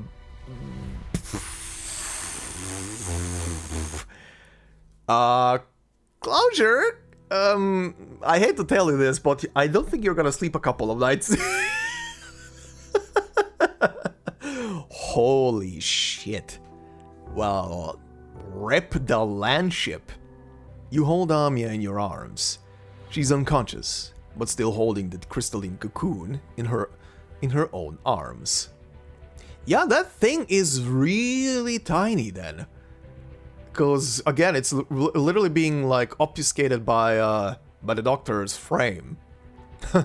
Holy shit. Monster can really compress itself out. I mean, Monster technically fuses back into Kal'tsit.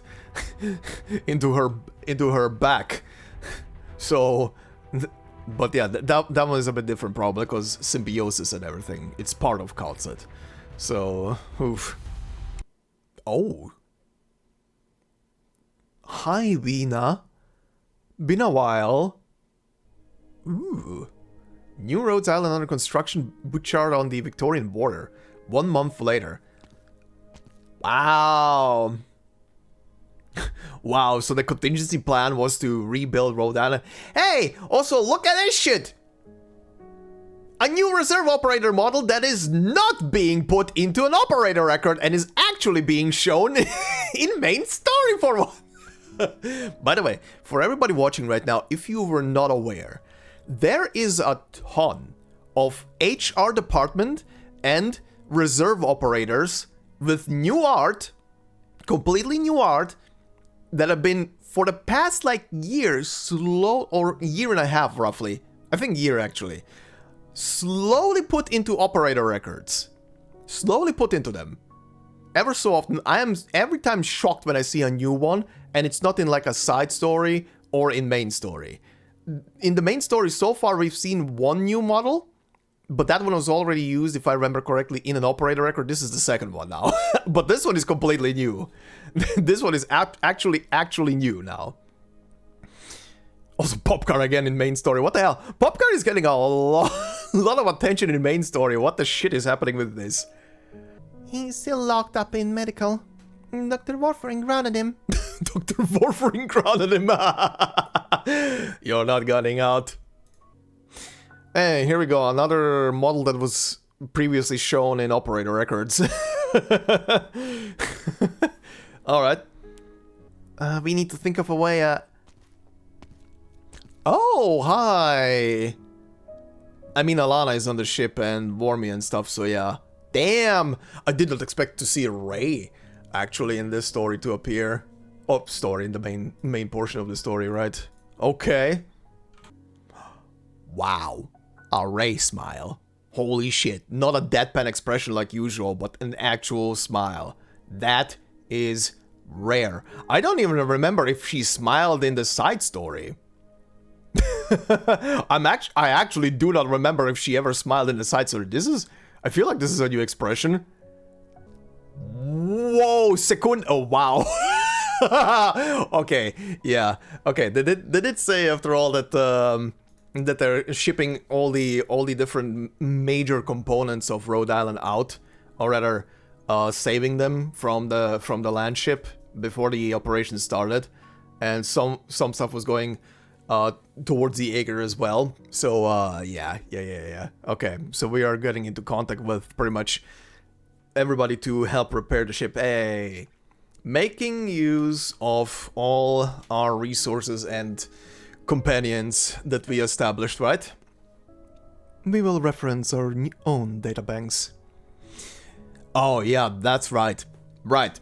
So for people who are watching this and have not experienced the Aegirian storyline yet, all the way to the end of Path of Life, there are reasons, which I'm not gonna go into right now, but there are reasons. The Aegirians have very, very big databanks that are pulled directly from the Doctor civilization. They have a lot of data from the previous, from the precursors essentially. So that is, ooh, I wonder if they're actually gonna find anything in there. Should we tell Bobble? Oh, this is actually, that didn't even cross my mind yet, considering that Vishadel isn't even here. Oh, I wonder how she's gonna react to this news. I actually hope they're gonna show this. If not now, maybe in something else later. I really wanna see, or at least hear, how she reacted to it, because she always had a bone to pick with Kal'tsit. But I think she had pretty strong respect towards her. Are we gonna get a one for monster here at the end, or is this chapter just void of any kind of animation? That would be well, not a first, but quite honestly, very rare in the recent chapters. Like pretty much almost every chapter since chapter 8 pretty much had something animated. I think only chapter 9 was the only exception that had nothing, but that one kind of made sense. But I think every single one after that had 10 had the special animation, which pretty much is an intro into the chapter. 11, God, I can't remember what 11 was. I can't remember. I know there is the one for the guys working in the factories. I remember the Ines one. There is the one for the space whale, or the bones of the space whale, essentially. I think one of them didn't have an animation. Then maybe don't remember clearly. It doesn't matter. Continuing. You hear an unfamiliar voice. Oh boy. Oh boy. This is gonna be the second heartbreak of this chapter, huh? Monster is gonna wake up and she's gonna be looking for Kal'tsit. Oh God. Okay. Oh boy. The rain caresses her palms. Oh, actually, you get to see her arms here. Right, because she always hides her arms. Yeah, they're still like monster. Well, monster. They're still like the crystalline structure that she was originally. Oh boy. Okay, just waiting for the picture to get into frame. Kal'tsit. Your name. A name that I loved So much. Oh God.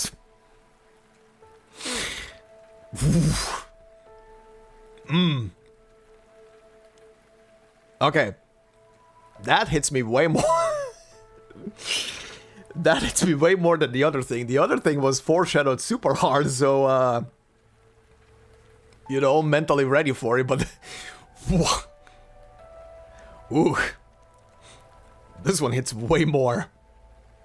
But it belongs only to you. Oh, right, yeah, interesting. I didn't even think about this, but we are staying with the number 3. Interesting. My name is Monster. You gave me this name. Ah, okay, so yeah, okay, I see. That's why she's keeping the name the way it is. Because it's a memento. Right. But, I mean, yeah, they are Kal'tsit's clothes, but... Actually, wait, it's, I mean, they don't have a different model for this. I know, but... Yeah, right. She's basically carrying a mixture of Kal'tsit's clothes and a extra, what's it called? Jacket, essentially, to hide her arms. Right. I love the little smiley. Alright. Amiya. What? Alright. Yeah, you two will be flabbergasted as hell. I mean, I would be too, and this is kind of like a departure. Alright. Why are you looking at me like that, Dr. Jacob? Monster. You mime out the shape of the monster that you know much larger. Oh, this is... I don't know when and how. They did kind of hint at the fact that they're gonna be doing Arcs 2 at some point, maybe as an anime. Like, they hinted at it. They didn't, like, necessarily promise anything. But if ever they actually continue with the anime, and if it ever goes to the point, and this is not gonna happen in any close future. Oh my god, I just noticed the the little smiley is changing faces with her. That is cute.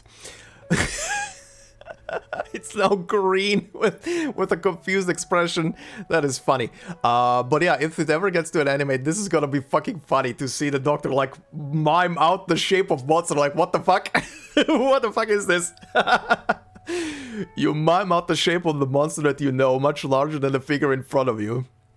Can I consider myself a Rhodes Island operator now?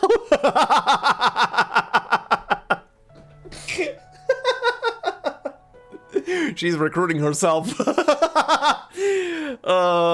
This creature. Oh, Angie. Oh, Angie face. Angie smiley face as well. I asked Kal'tsit so many times before, but she kept coming up with excuses to refuse me. Oh, what the fuck?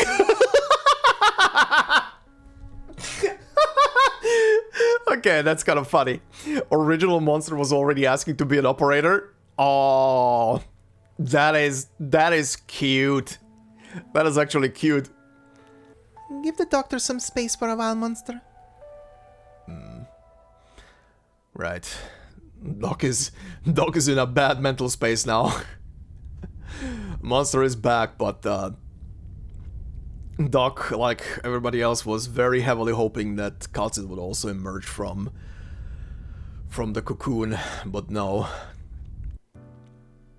Ooh. Wow.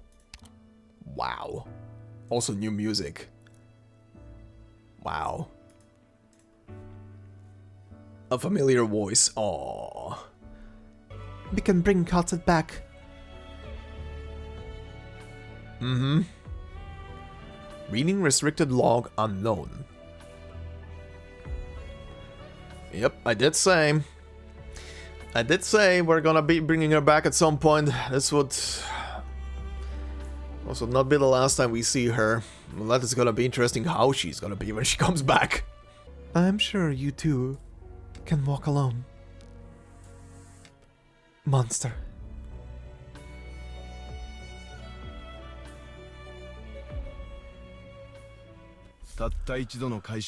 Perfect simulation medal. Thank you. Ooh. Oh my god. I was not paying attention to the clock. This is a long cutscene. Oh, this is a long cutscene, and there's probably an afterpiece as well. Oh god, let me see. Yep. Oh, this was Kal'tsit's shape. Ah, okay, that makes sense. What is this thing called? Oh yeah, now we can see the entire poem once more. Okay. Hey, Red is back. Red still harbors hope. Oh, right. Oh no, Red. Oh, I forgot about Red. Oh, Red is. Oh god. I know she's a bit slow in the brain and everything. She's not the smartest cookie around, but she just in Siracusa she got told a bitter truth and had to swallow a bitter pill about what was expected of her and what she meant to grandma in quotes, and that completely shattered her brain already. And Kal'tsit was kind of like the only thing she had left. So this is, oh no, I feel sad for her. Oh no, I feel sad for this idiot. Oh no. She's basically a kitten that is lost twice now. Oh no, Red. Oh my god. May your pain be eased, even just a little. My pain. It's gone. Hmm? What? What? Huh? The Kotas does not understand what happened. The rocks are still spreading on the body of the dying, but the color of the black rocks becomes increasingly pure, and they begin to glow orange. Oh, this is the mutation. How did you do that? Uh-oh. Oh no. Oh no. Oh, this is... Okay. Priestess, are you doing what the law is doing with the Sancta now? Uh-oh. Uh-oh. Uh-oh. Uh-oh. That's bad. What I mean is, although it's a purely theoretical possibility, by using the power of the sarcophagus...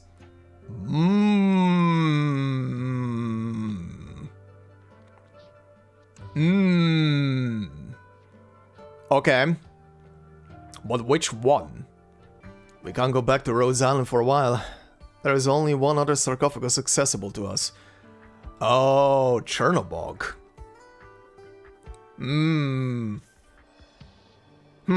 Okay. Is that why...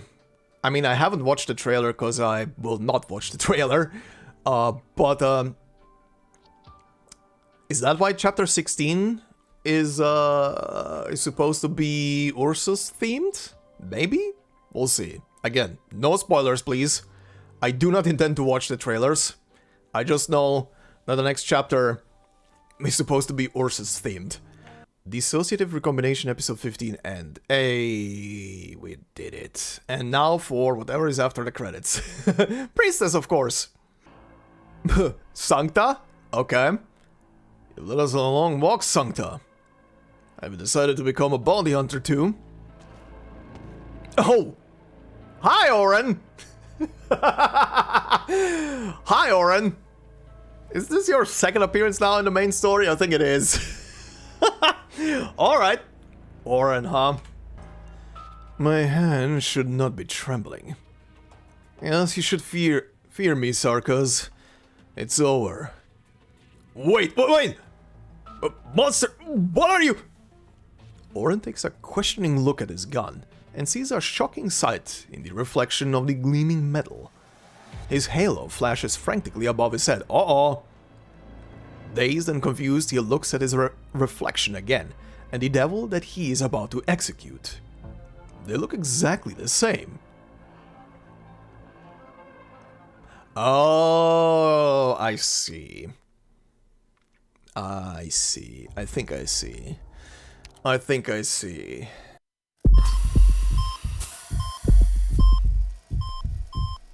Holy moly, that was loud all of a sudden.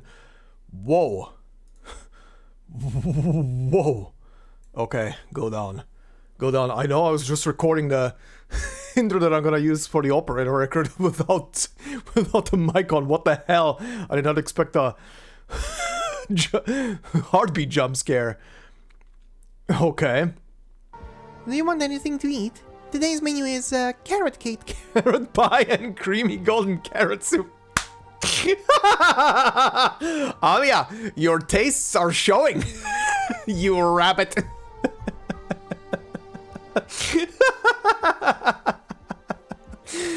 God damn. Alright. It sounds like there isn't much Verity, no shit. It's just carrots. What is this, Uma Musume? However, important as that may be, do not forget to take care of yourself, Amiya. Be sure to take your meals. And don't forget... Oh god. Oh god. Reading this now after everything. Oh, she was raising so many flags in this thing. Even more than the story was already raising flags. Or equal matter. Well, I'm still a pretty young gal myself. Maybe I'll feel differently once I'm, God forbid, old as as old as Warfarin? Holy shit, how old is she then? How old are you actually? Wait, do we actually have that already answered? I can't remember. I think we had. I don't think... I can't remember right now. I think we had something of... Well, no, I think the only thing mentioned was that she's kinda young for a vampire. I think that was the only thing. But Warfarin was always touted as being super old. Don't worry, it's just a herbal tea that Lena formulated. Really calms your mind, especially so for someone who hasn't had any shut-eye for 3 days straight. They're putting her to sleep. Rhodes Island will need you even more going forward. I'm doing my best to work out and get get ripped.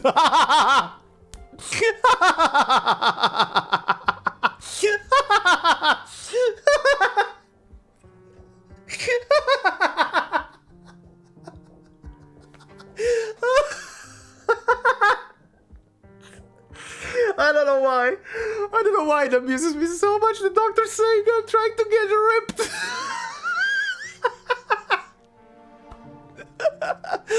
Oh, see you in 10 years when you have a six-pack, buddy.